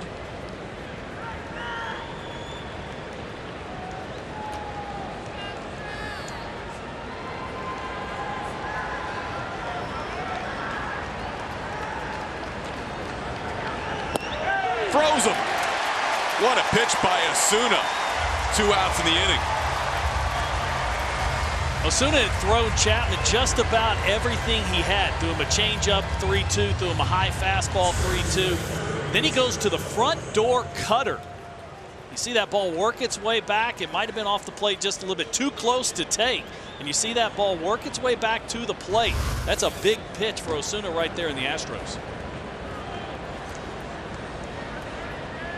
Now Osuna deals with Jed Lowry with 2 outs. Lowry pops one high in the air on the infield. Alex Bregman makes the call, puts it away. Astros down 1, heading to the bottom half of the 9th inning. Marwin, Tyler White, and Yuli due up.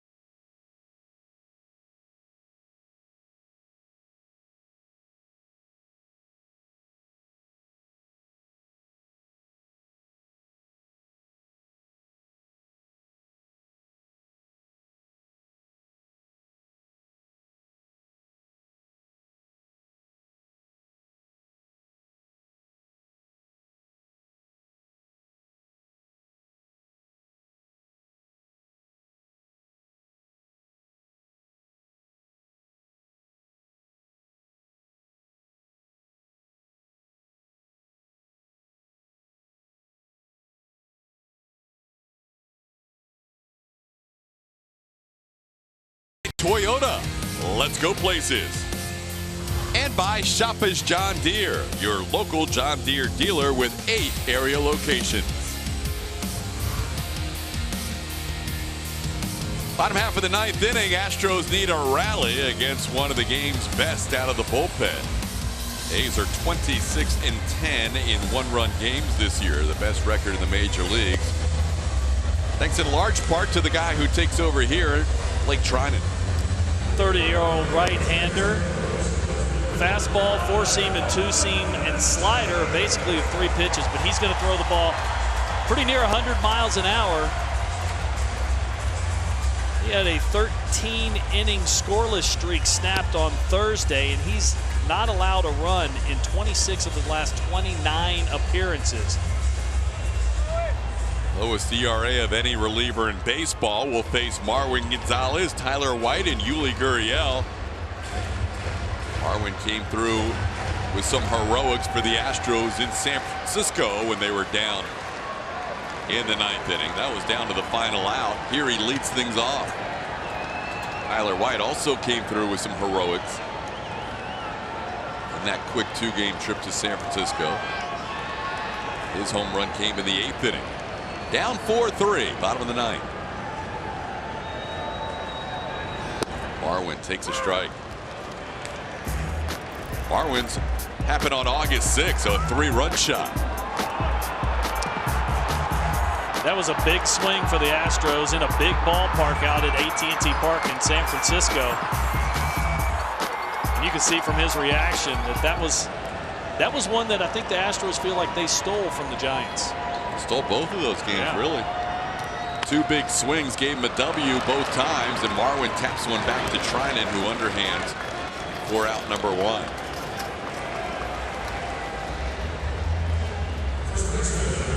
The Astros Foundation invites you to join the Volunteer Corps and give back to the Houston community. Volunteer opportunities include game day activities at Minute Maid Park, craft parties at local hospitals, and much more. For more info, visit astros.com/volunteer.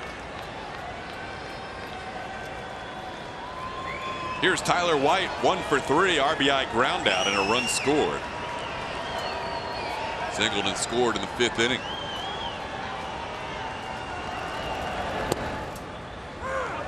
Trinan delivers a strike. Trinan did have a string of 20 consecutive saves snapped here at Minute Maid Park on July 10th. That was a crazy play to end the game in the 11th inning. Jonathan Lucroy couldn't make the tag on Alex Bregman on a strikeout and ended up throwing the ball away. White fouls one off his foot. It's 0-2. He ended up hitting Bregman, right? On the throw to first. And it ricocheted all the way down the right field line. One of the craziest finishes you'll ever see. We were doing that game from center field. Kyle Tucker came around to score the winning run, but that was a play that should have never happened if you were the A's, and the 20 save streak came to an end on that errant throw.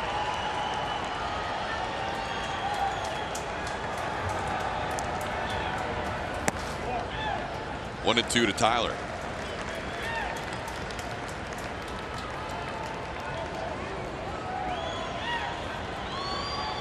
Trinan, the 4th reliever used tonight for Bob Melvin.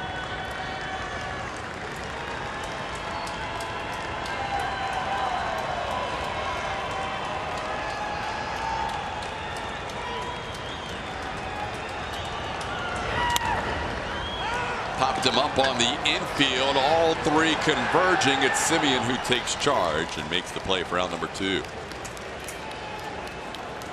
Bregman at the plate, 2 on. A little tapper that somehow ended up fair. Started foul, kicked fair, and then Lucroy just bobbled it, picked it up, and then looked like he really composed himself and threw it right into the back of Alex Bregman for a walk-off. But I mean, does that really make Alex Bregman the hero or Jonathan Lucroy the hero? Well, Bregman's been involved with some walk-offs this year where he's been the hero. That was just kind of worked out for him. He's had 4 walk-off plate appearances. The other 3 were base hits. One of them a home run. Yuli fouls one away.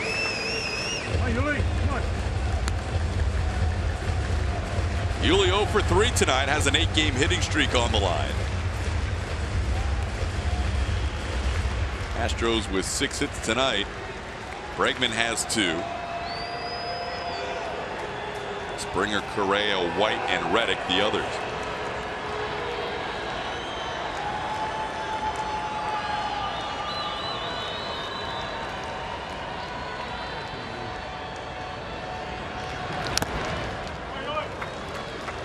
Going back to the last inning, the Astros with base hits to start the 8th.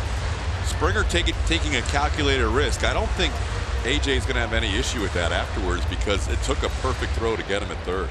Well, and that's exactly how AJ wants these guys running the bases. He wants them to be aggressive. So if that's the case, then you can't get upset when there may be a situation they're a little bit over aggressive. He didn't really need to go there because second base, he's already in scoring position with nobody out. As it turns out, the next 2 hitters, Altuve and Correa, would strike out. So you don't know how it would have played out. But Familia able to work through the rest of that inning. Bregman did get into scoring position, but obviously it was with 1 out instead of nobody out.